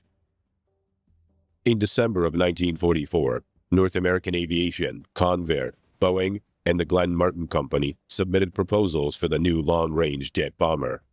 Wind tunnel testing had shown that the drag from the engine installation of the Model 424 was too high, so Boeing's entry was a revised design, the Model 432, with 4 engines buried in the forward fuselage. The USAAF awarded study contracts to all 4 companies, requiring that the North American and Convair concentrate on 4-engine designs to become the B-45 and the XB-46. While Boeing and Martin were to build 6-engined aircraft, the B-47 and the XB-48. The power plant was to be General Electric's new TG-180 turbojet engine. In May 1945, the von Kaumann mission of the Army Air Forces inspected the secret German aeronautics laboratory near Braunschweig. Von Kaumann's team included the Chief of Technical Staff at Boeing, George S. Schreier. He had heard about the controversial swept-wing theory of R.T. Jones at Langley, but seeing German models of swept-wing aircraft and extensive supersonic wind tunnel data, the concept was decisively confirmed. He wired his home office, stopped the bomber design, and changed the wing design. Analysis by Boeing engineer Vic Gansa suggested an optimum swept-back angle of about 35 degrees. Boeing's aeronautical engineers modified the Model 432 with swept wings and a tail to produce the Model 448, which was presented to the USAAF in September 1945. It retained the 4 TG-180 jet engines in its forward fuselage, with 2 more TG-180s in the rear fuselage. The flush-mounted air intakes for the rear engines were inadequate, while the USAAF considered the engine installation within the fuselage to be a fire hazard. The engines were moved to streamlined pylon-mounted pods under the wings, leading to the next iteration, the Model 450, which featured 2 TG-180s in a twin pod mounted on a pylon about a third of the way outboard on each wing, plus another engine at each wingtip. The Army Air Force liked this new configuration, so Boeing's engines refined it, moving the outer engines further inboard about 3/4 of the wingspan. The fin wings provided no space for tricycle main gear to retract, so it would have needed a considerable bulge in the fuselage after the bomb bay for lateral stability. The only way to get a bomb bay long enough for an A-bomb was to use a so-called bicycle landing gear.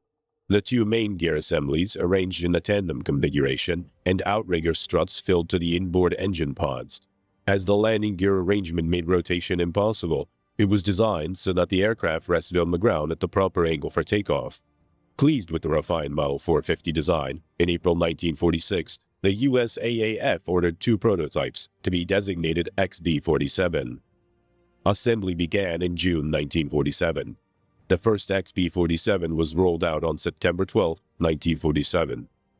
According to the aviation authors, Bill Gunston and Peter Gilchrist, Boeing subjected the first prototype to one of the most comprehensive ground test programs ever undertaken.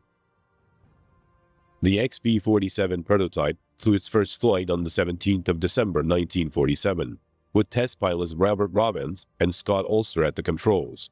It lasted 27 minutes, flying from Boeing Field in Seattle to Moses Lake Airfield in central Washington state. While not experiencing major problems, the emergency hotwire system was needed to raise the flaps and the engine fire warning indicators falsely illuminated. Robbins stated that it had good flight characteristics. Robbins had been skeptical about the XB-47, saying that before his first flight, he had prayed, "Oh God, please help me through the next 2 hours." Robbins soon realized that he had an extraordinary aircraft. Chuck Yeager also flew the XB-47, noting it was so aerodynamically clean that he had difficulty landing on the Edwards Lake bed. In February 1949, Russ Schley and Joe Howell broke all coast-to-coast speed records, flying from Moses Lake Air Force Base to Andrews Air Force Base, averaging 607.8 miles per hour. During an early flight test, the canopy came off at high speed, killing pilot Scott Ulster. The aircraft was safely landed by the co-pilot. The accident resulted in a canopy redesign and the hiring of pilot Tex Johnston as chief test pilot. The second XB-47, designation 46066 prototype, first flew on the 21st of July 1948, and, following its delivery to the USAF in December of that year, served as a flying testbed until 1954. Its final destination was Chanute AFB, where it was used as a maintenance and familiarization aircraft. The second prototype was equipped with the more powerful General Electric J47GE-3 turbojets. The first prototype was later retrofitted with these engines. Flight testing of the prototypes was careful and methodical, since the design was so new in so many ways. Both XB-47 prototypes were test flown at Edwards Air Force Base. The first XB-47, designation 46-065, was disassembled and scrapped in 1954, making the second prototype, 46-066, the sole surviving XB-47. In late 2015, the Flight Test Historical Foundation began fundraising to purchase XB-47 for relocation to the Flight Test Museum at Edwards Air Force Base. The purchase was completed in August 2016, and, on September 21st, the aircraft arrived at Edwards Air Force Base for reassembly, restoration, and eventual display at the Flight Test Museum. By mid-1948, the USAF's bomber competition had already been through one iteration, pitting the North American XB-45 against the Convair XB-46. The expectation was that the B-45 production would be terminated if either of the remaining 2 designs in the competition, the Boeing XB-47 and the Martin XB-48, proved superior. It is sometimes claimed that the final production decision was made as a result of Boeing President Bill Allen inviting USAF General K.B. Wolfe in charge of bomber production, for a ride in the XB-47. A formal contract for 10 aircraft was signed on the 3rd of September 1948. The XB-47, which looked nothing like contemporary bombers, was described by Boeing as a sleek, beautiful outcome that was highly advanced. The 35-degree swept wings were shoulder-mounted, the inboard turbojet engines mounted in the twin pods at about a third of the span, and the outboard engines slightly near the wingtip. This arrangement reduced the bending moment at the wing's roots, saving structural weight. The engine's mass acted as counterflutter weights. Its maximum speed was limited to 787 kilometers an hour to avoid control reversal, where aileron deflections would cause the wings to twist and to produce a roll in the opposite direction to that desired by the pilot. The wings were fitted with a set of Fuller flaps that extended well behind the wing to enhance lift at slow speeds. The flight control surfaces were powered, augmenting the pilot's inputs and reducing the extension required to overcome the forces involved. The XB-47 was designed to carry a crew of 3 in a pressurized forward compartment, a pilot and a co-pilot, in tandem, in a long fighter-style bubble canopy, and a navigator in a compartment in the nose. The co-pilot doubled as a tail gunner, using a remotely controlled radar-directed tail gun, and the navigator as a bombardier. The bubble canopy, which provided a high level of visibility to the pilots, pitched up and slid backwards. As the cockpit was high off the ground, the crew entered via a door in a ladder on the underside of the nose. The extreme front of the nose was initially glazed for visual navigation and bomb sighting, but this requirement was soon deleted together with the glazing. Most production versions had a metal nose with no windows. A K-series bomb sight provided integrated radar navigation and visual navigation. The optical portion extended through the nose in a small dome. During the late 1940s, the bomber was hailed as the fastest of its class in the world. The first prototypes were fitted with General Electric's J-35 turbojets, the production version of the TG-180, with 3,970 pounds of thrust.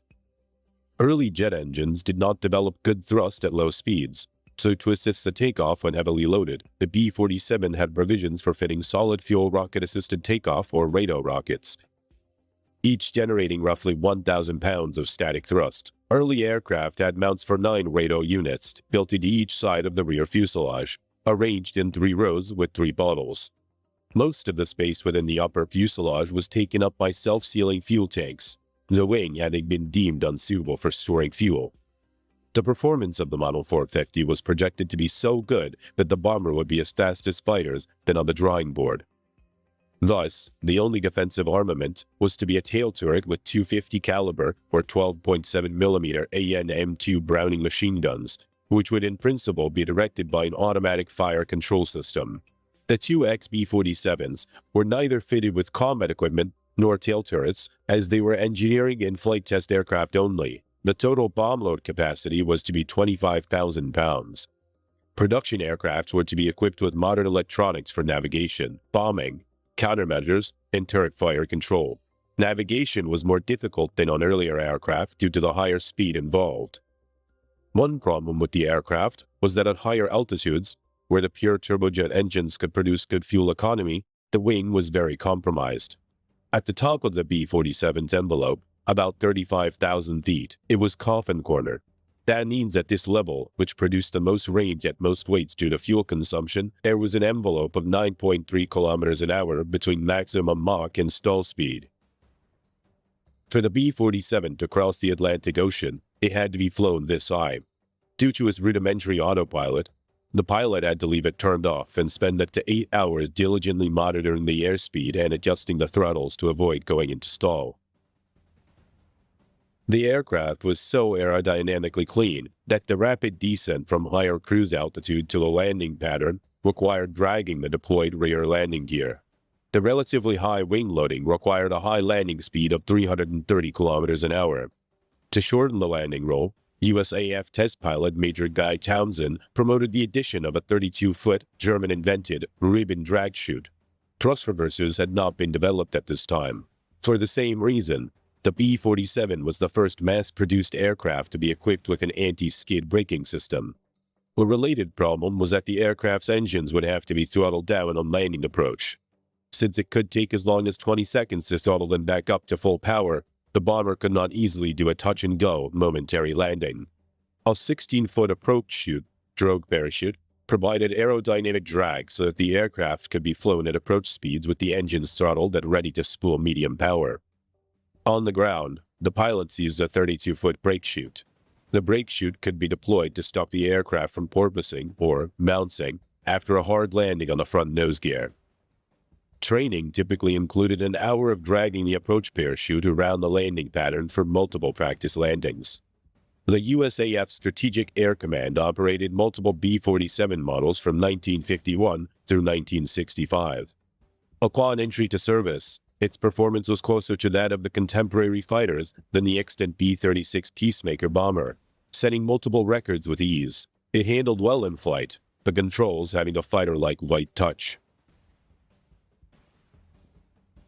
The large bubble canopy enhanced the flying crew's vision and gave a fighter-like feel, but also caused the internal temperature variations for the crew.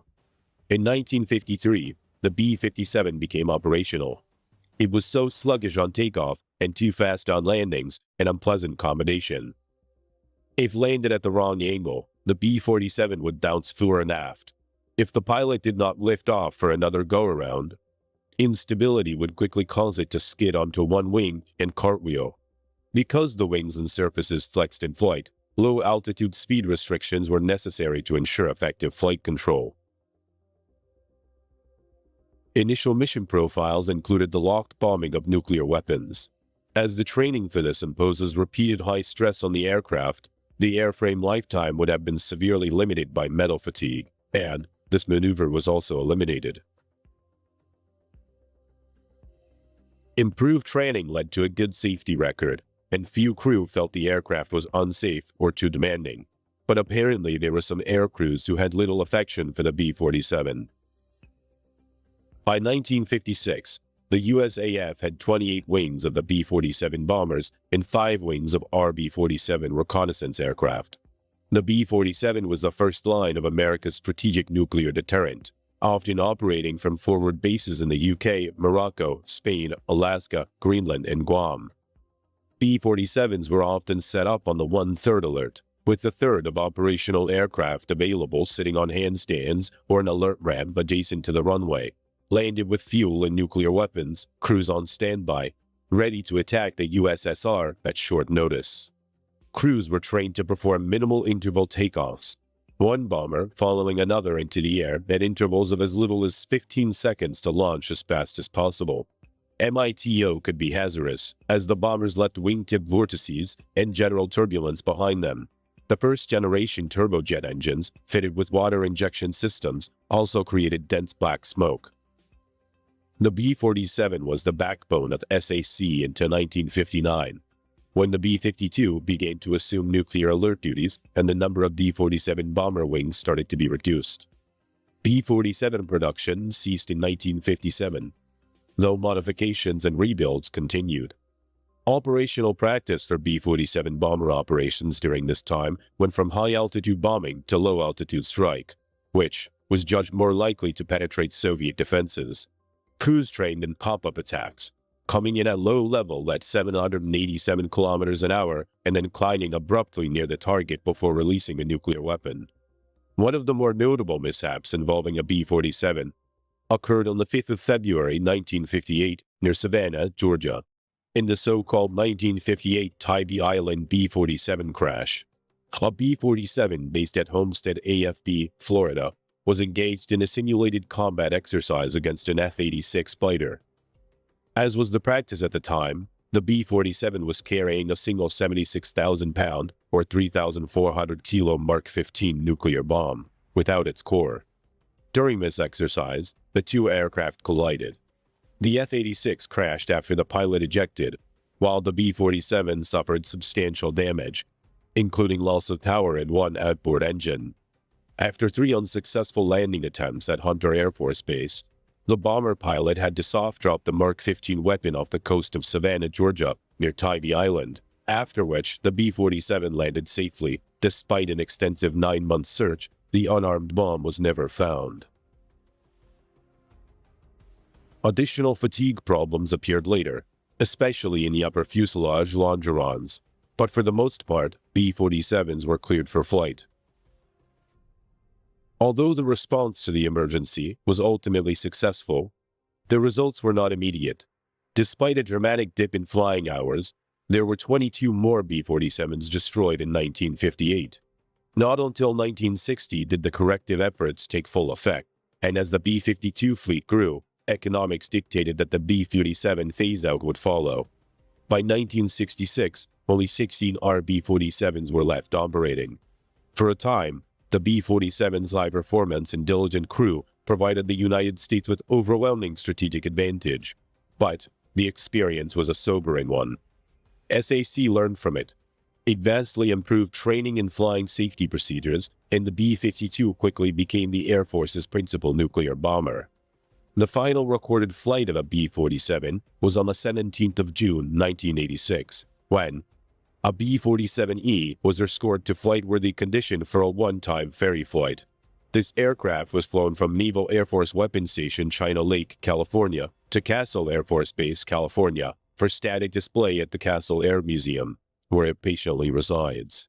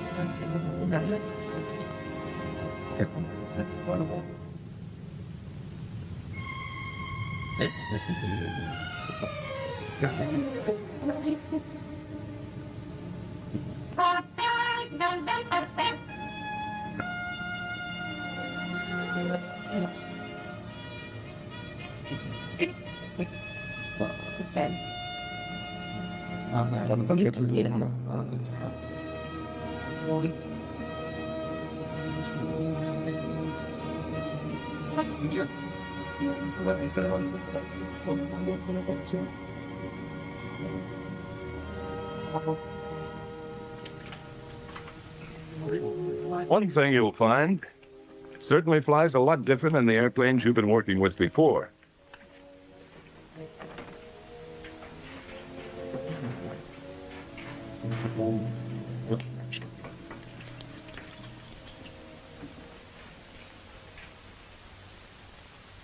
When you get in the front seat, even with an instructor pilot in the rear, you must have full knowledge of the aircraft, its systems, emergency procedures, its capabilities, and limitations. It can pay off with your life sometime. How fast does the B-47 really go? What's the scoop on altitude? Does the swept-back wing really stall out easier? What's the range? Wait a minute, fellas. To fly the B-47 safely, you must learn it thoroughly. Believe me, you can't learn it overnight. So absorb all the training you can get. Absorb it thoroughly. Sit down, fellas. I don't want to scare you. There's nothing mysterious about the B-47. It's a good plane, a safe plane, provided you know what you're doing at all times. It has some new features you're probably not familiar with. Features that will present you with some new problems. To let you meet the B-47 and get you familiar with some of these differences, well, let's go back a little in time. As you all know, in the evolution of weapons, instruments of offense and defense are continuously competing for superiority. You build a tank, then you develop an anti-tank gun. You build a bomber for offense, then a better fighter for defense. If it happens to be a jet fighter, then the logical next move is to produce a jet bomber. But quick. Well, that was about the situation in June, I think it was. June of 1943. The Nazis were putting jet fighters into combat. So our need for a jet bomber was clear. An aircraft to be built around an engine. It would have to have speed.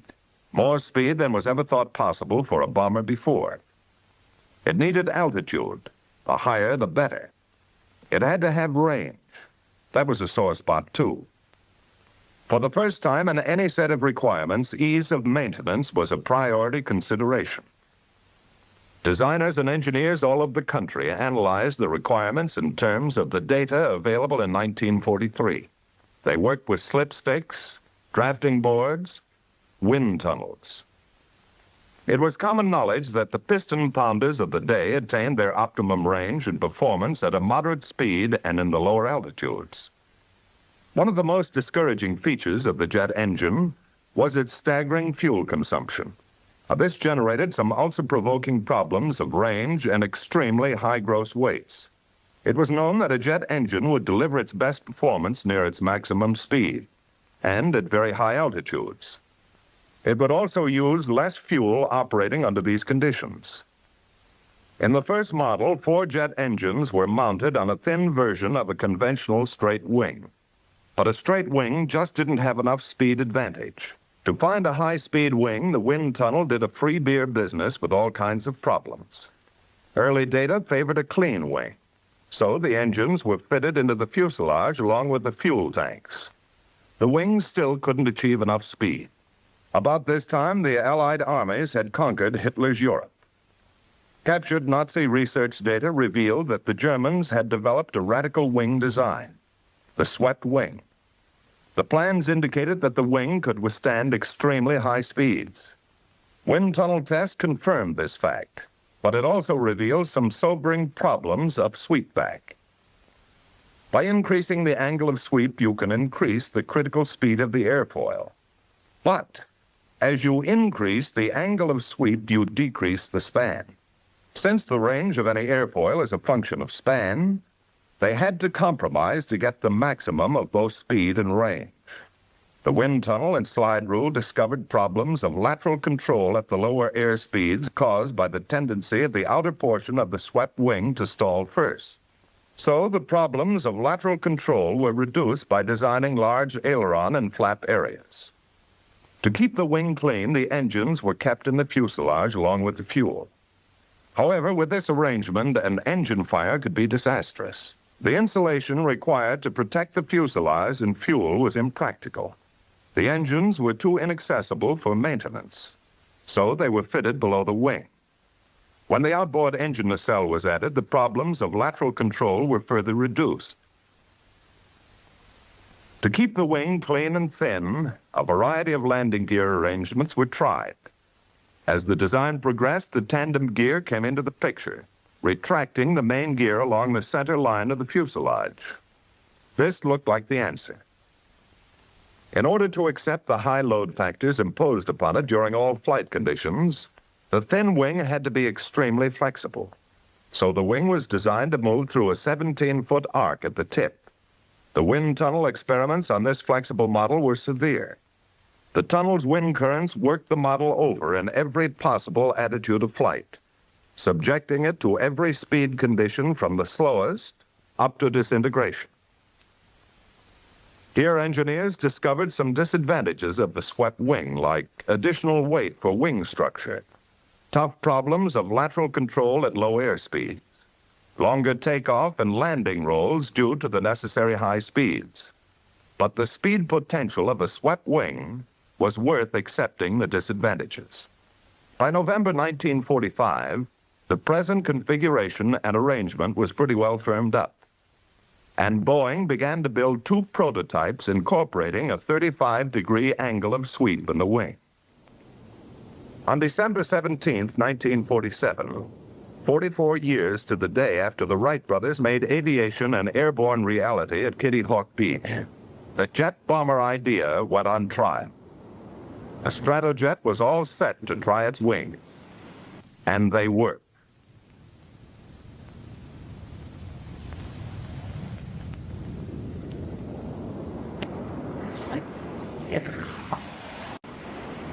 A bomber designed to have a margin of performance over all other aircraft.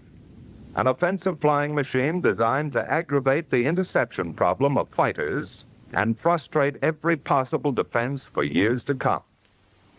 It didn't take long to realize that we had the offensive weapon we ordered, that the Air Force had become landlord of the fastest bomber in the world.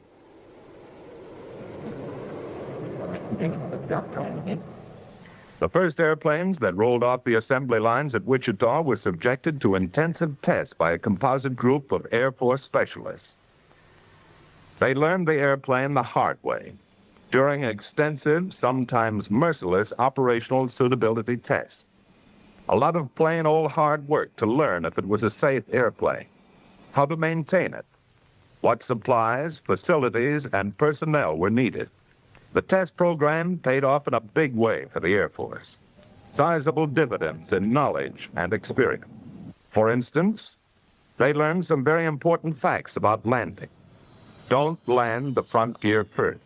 If you do, the rear gear is forced down and the airplane is flying again at a dangerous angle of attack. Under normal conditions, don't pull the drag chute in the air, because it will decelerate the plane into a stall condition and may prove dangerous if the plane is too high. The chute can correct for many things in a landing, such as drifting in a crosswind, bounce on landing, or too fast an approach. However, it should not be used as a pilot error corrective measure. With their test, the men of the project were able to discover many of the shortcomings and limitations of the B-47 early, so that the manufacturer could correct for them and minimize the modifications necessary on the mass production model. Here's a bird that will perform successfully if you, the people who will make the decisions at the controls, will only spend the effort to learn and adapt to a new set of flying problems and characteristics. That's your mission. When you've completed that mission, you'll be B-47 crew members yourselves. You know, the B-47 is a pretty outstanding airplane on the ground, too. It's covered with maintenance access panels to help the men behind the flying crews to do their jobs in less time than previous bombers required. Packing that handy drag chute is no problem either. It's almost as easy as putting dirty clothes in a barracks bag. Your B-47 needs an amazing volume of fuel for a long-range operation. In a jet airplane, fuel is a critical item. Every phase of your mission plan, range, endurance, as well as takeoffs and landings, gives fuel quantity a high priority. So your cockpit fuel gauges read in pounds and not in gallons. This lets you know at a glance the weight of the fuel available in your tanks, and what's more important, the amount of power you have to complete your mission. Now that you're here to become B-47 crew members, it won't be long until you find out for yourselves that operating a B-47 is an elaborate and serious enterprise. So you plan seriously for every detail of the mission. Just keep in mind that with the high speed and limited fuel, your mission plan for this aircraft has to be right the first time. Now, actually, a B-47 mission plan is less complicated, but a lot more critical than mission plans for the aircraft you have been flying.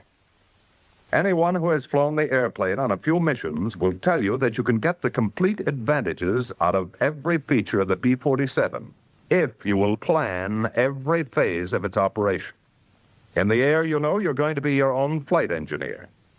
Even so, planning your missions in a B-47 is really simpler than with previous bombers. You don't have the old string of problems like cowl flaps, mixture controls, manifold pressure, and so forth.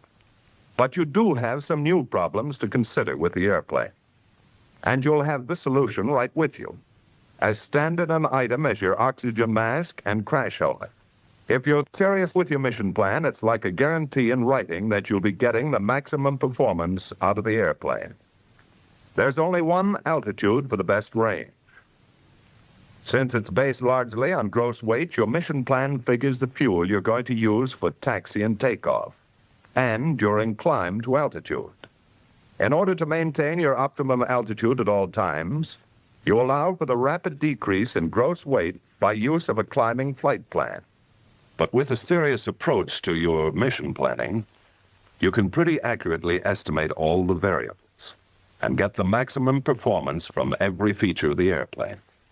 To guarantee that you'll be around to collect some of those fogies you're building up, don't be in too big a hurry when you get out to the airplane. It's never a bad idea to start things off discussing the status of the airplane with the crew chief.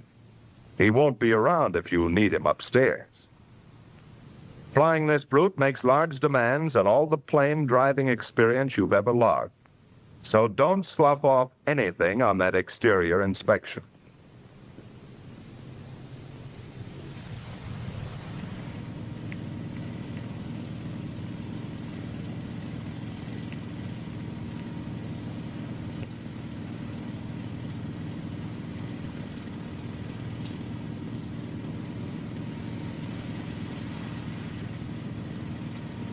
The three people who will make this piece of machinery a powerful tactical weapon will spend their flying time in an inner pressurized capsule, set high in the forward section. The cockpit checklist is designed to save time and fuel on the ground, because every minute the engine runs on the ground cuts a big chunk off your flying range. To complete the cockpit check requires interphone conversation between the three crew members and the man on the ground. Let's have an interphone check. Co-pilot ready. Navigator all set. Crew ready. Ready to check surface control. Boost off. Right aileron up. Left aileron down. When you're flying at high speeds, the air exerts an extremely heavy force on all the control surfaces. In this airplane, you have the option of greatly reducing the effort involved by cutting in the hydraulic power control system, the boost, to all the control surfaces. The newness of the airplane, with its new pattern of flying characteristics, required a new kind of control surface, the flaperon. They're practically identical to the flaps in every way, but their function is unique. They're available to minimize and perhaps eliminate a potentially serious problem of maneuvering the B-47. The basic problem is simply this. On a swept wing, the center of lift tends always to shift outboard.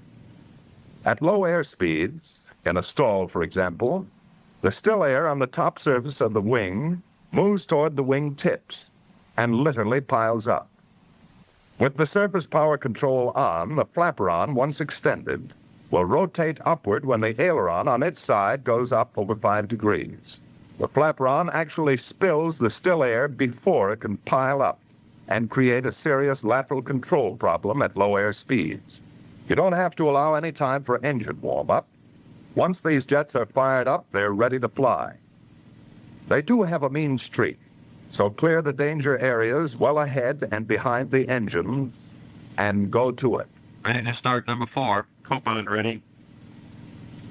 We're on clear and ready. Energizing number 4.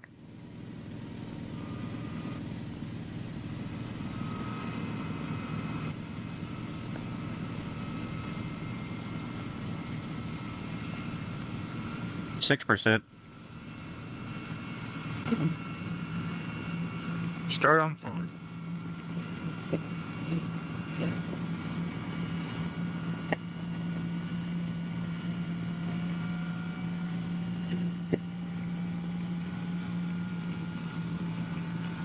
Turn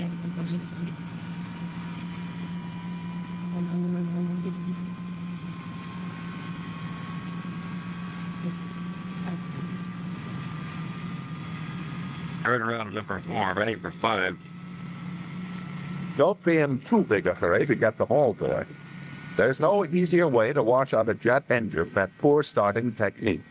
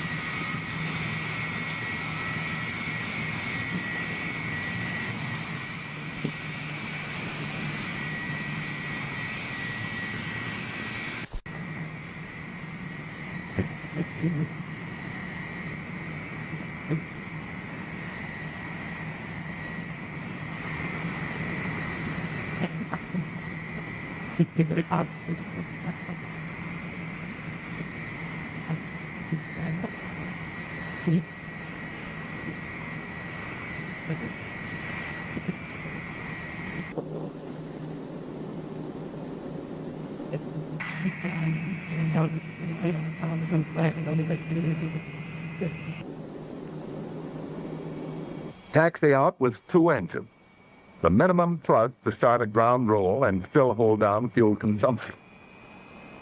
The problem of directional control while taxiing this airplane is different too.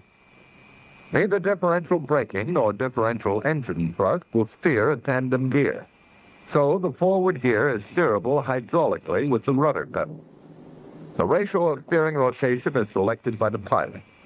120 degrees swing for towing, 120 degrees for taxiing, and 12 degrees for takeoff and landing.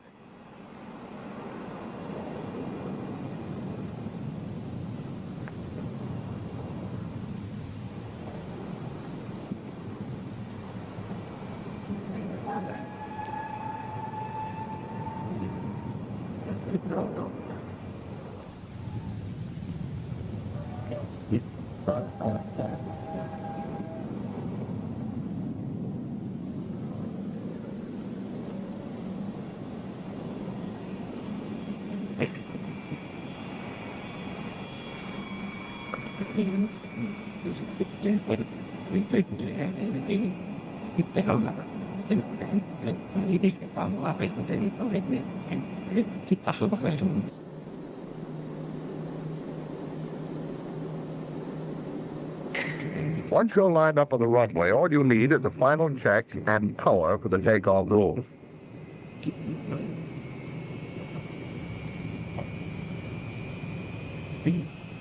The takeoff attitude of the plane is fixed.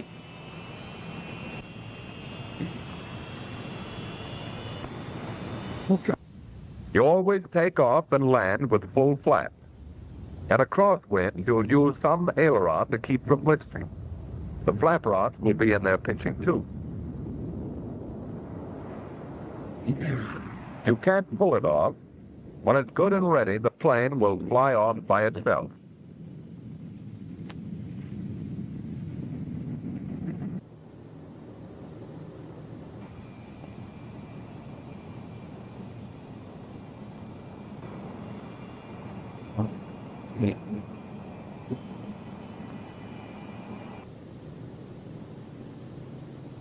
You'll never have to milk up the flap.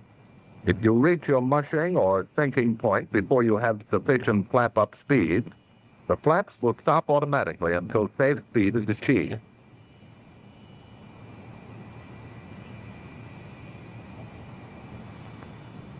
Because of the inefficiency of jet engines at low air speeds, the plane requires a considerably longer ground roll. The airplane was designed to have a maximum gross takeoff weight of over 180,000 pounds. Gross weight, runway elevation, and outside air temperature have a large effect on takeoff distance. So, under certain conditions, the B-47 needs some sort of assistance for takeoff. In your mission plan, you determine your optimum speed for firing the unit. When you're ready, they fire simultaneously by a single switch.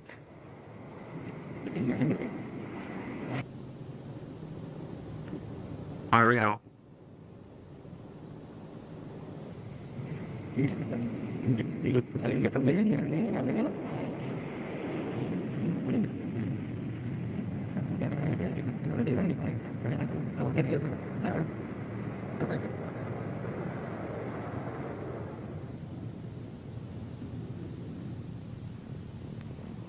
Your fuel consumption can be 3 times as great at sea level as at high altitude. Since the only way to lean out is to go up, climb to optimum cruise altitude as quickly as possible. Of course, the best indicated climb speed will decrease with altitude. So take it up at the airspeed you figured to be best in your mission plan. From here on, there are only 2 things that will affect range: your throttle and your altitude. At altitude, you'll get the maximum range and performance out of the airplane by following the gradual climbing flight path you sketched in your mission plan. So after leveling off, stay at a constant Mach number and a pretty constant power setting. There's something else you're going to appreciate about this airplane. Danger from engine fire is greatly minimized. For one thing, all the fuel aboard is in the fuselage. So if you ever have a fire, all you need to do is cut off the flow of the fuel to the engine and isolate the engine with the fire button, and the fire should go out. No CO2 required. In a B-47, you're flying the fastest and safest means of round-trip transportation from a forward base to any target in the world. Speed and altitude are your principal defense. You have a comfortable margin on almost everything else that flies. Many times on your missions, you're going to want it to operate as close to the speed of sound as possible. Practical and safe. There's an interesting point about that. One I didn't know about before anyway.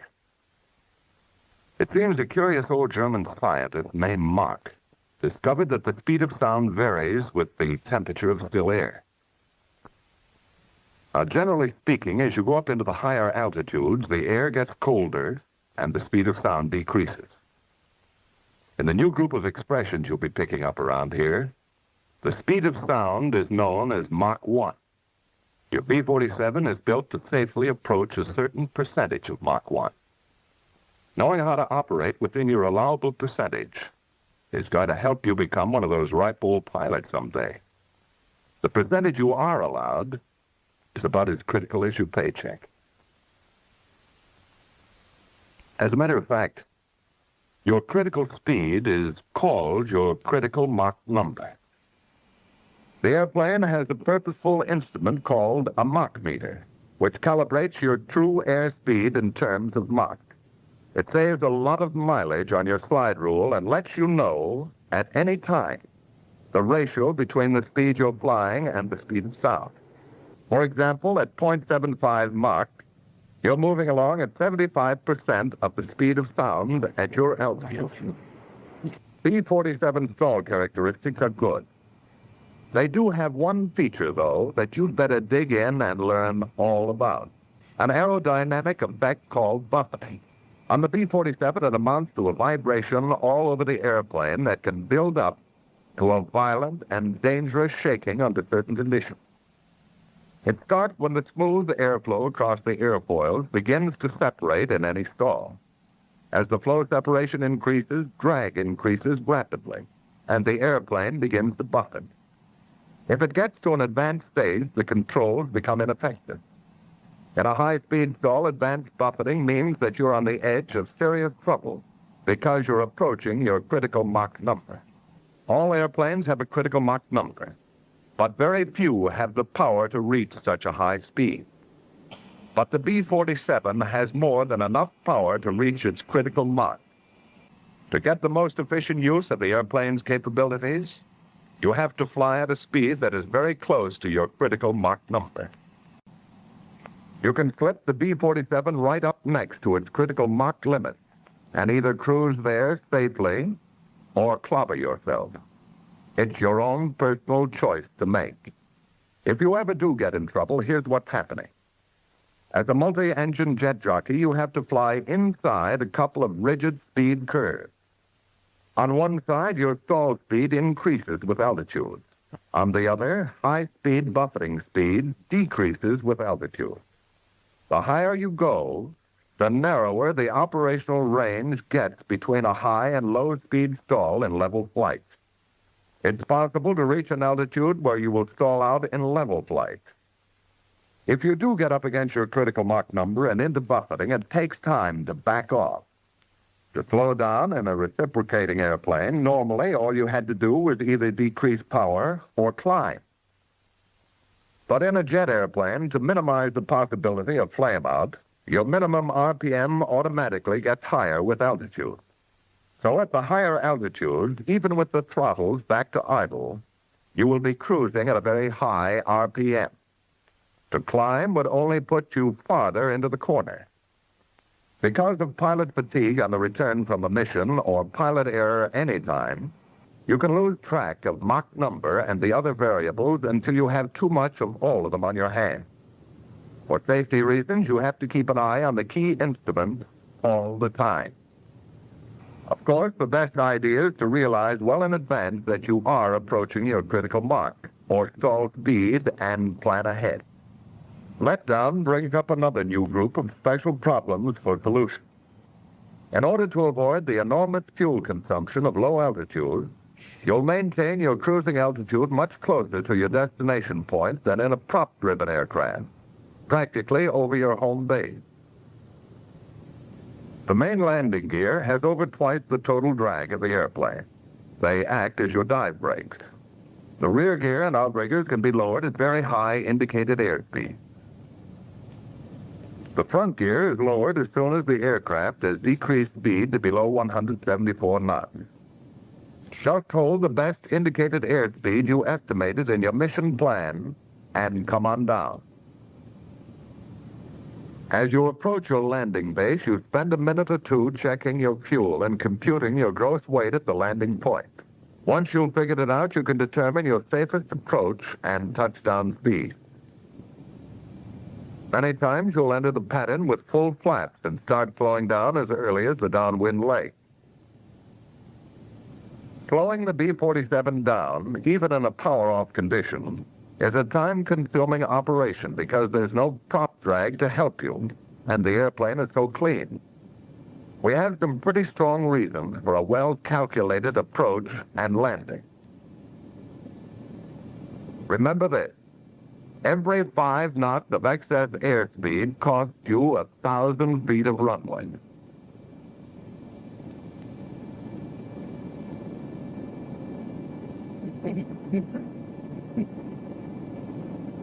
Once you're committed to a landing, don't hold the airplane on. For the best landings, you let the 2 main gears touch simultaneously. But it's still a good, safe landing if the rear gear touches first and the forward unit settles easily on the runway. In a crosswind during both takeoff and landing rolls, you can hold the wings level with the aileron.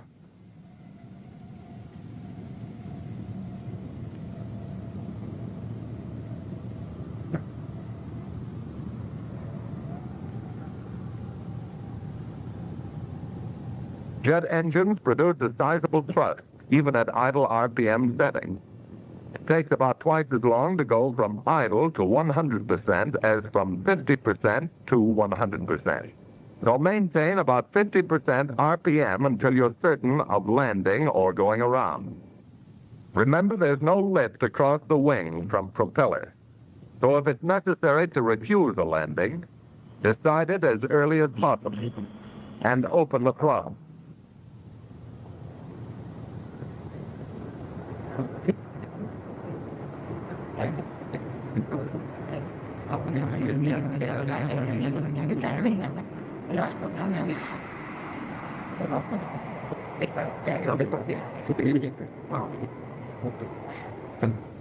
Since approach speeds are very close to actual touchdown speed, fly well ahead of the airplane, all the time. The jet engine flow reaction time doesn't allow you the privilege of last-minute decision. Plan ahead. Remember, if your decision to go around is too late, you'll have to allow the plane to touch the runway after you apply full thrust.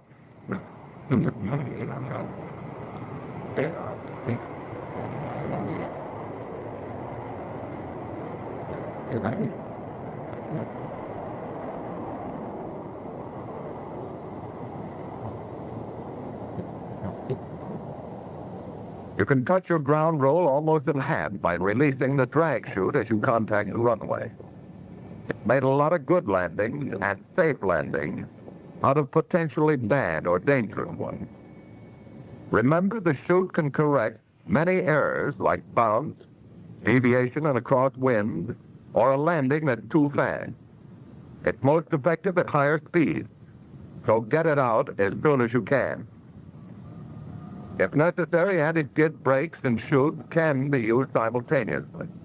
However, it saves a good deal of tire and brake wear if you wait until the plane has decelerated a good deal before applying the brakes.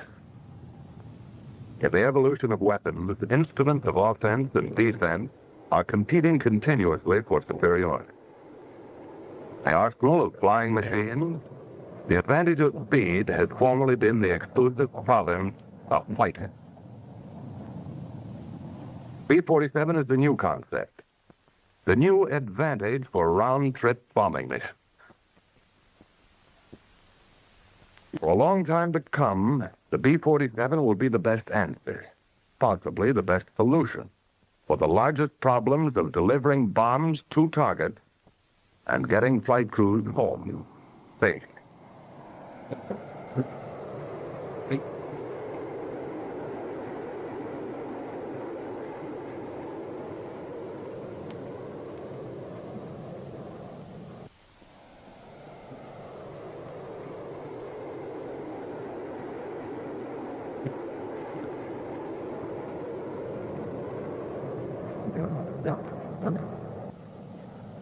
In the B-47, your greatest asset is speed. If you'll have enough of it at your fingertips to make interception by present-day fighters extremely difficult.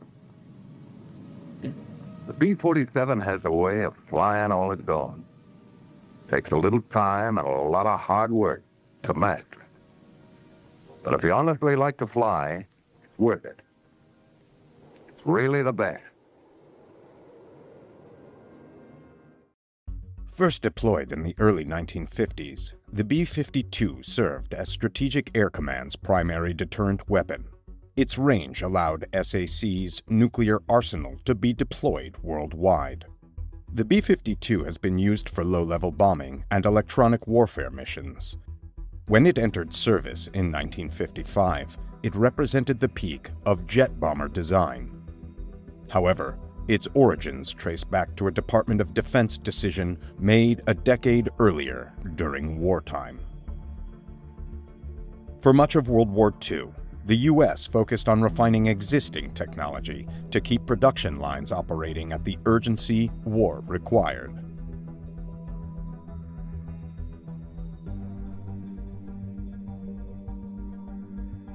Piston engines saw significant advancements. These power plants propelled every American aircraft that engaged in the intense air battles of World War II.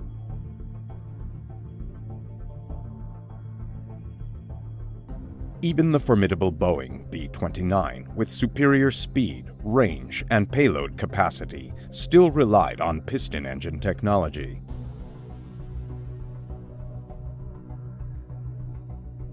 The B-29 was considered the pinnacle of aviation, but its technological superiority was quickly eclipsed by a new generation of aircraft.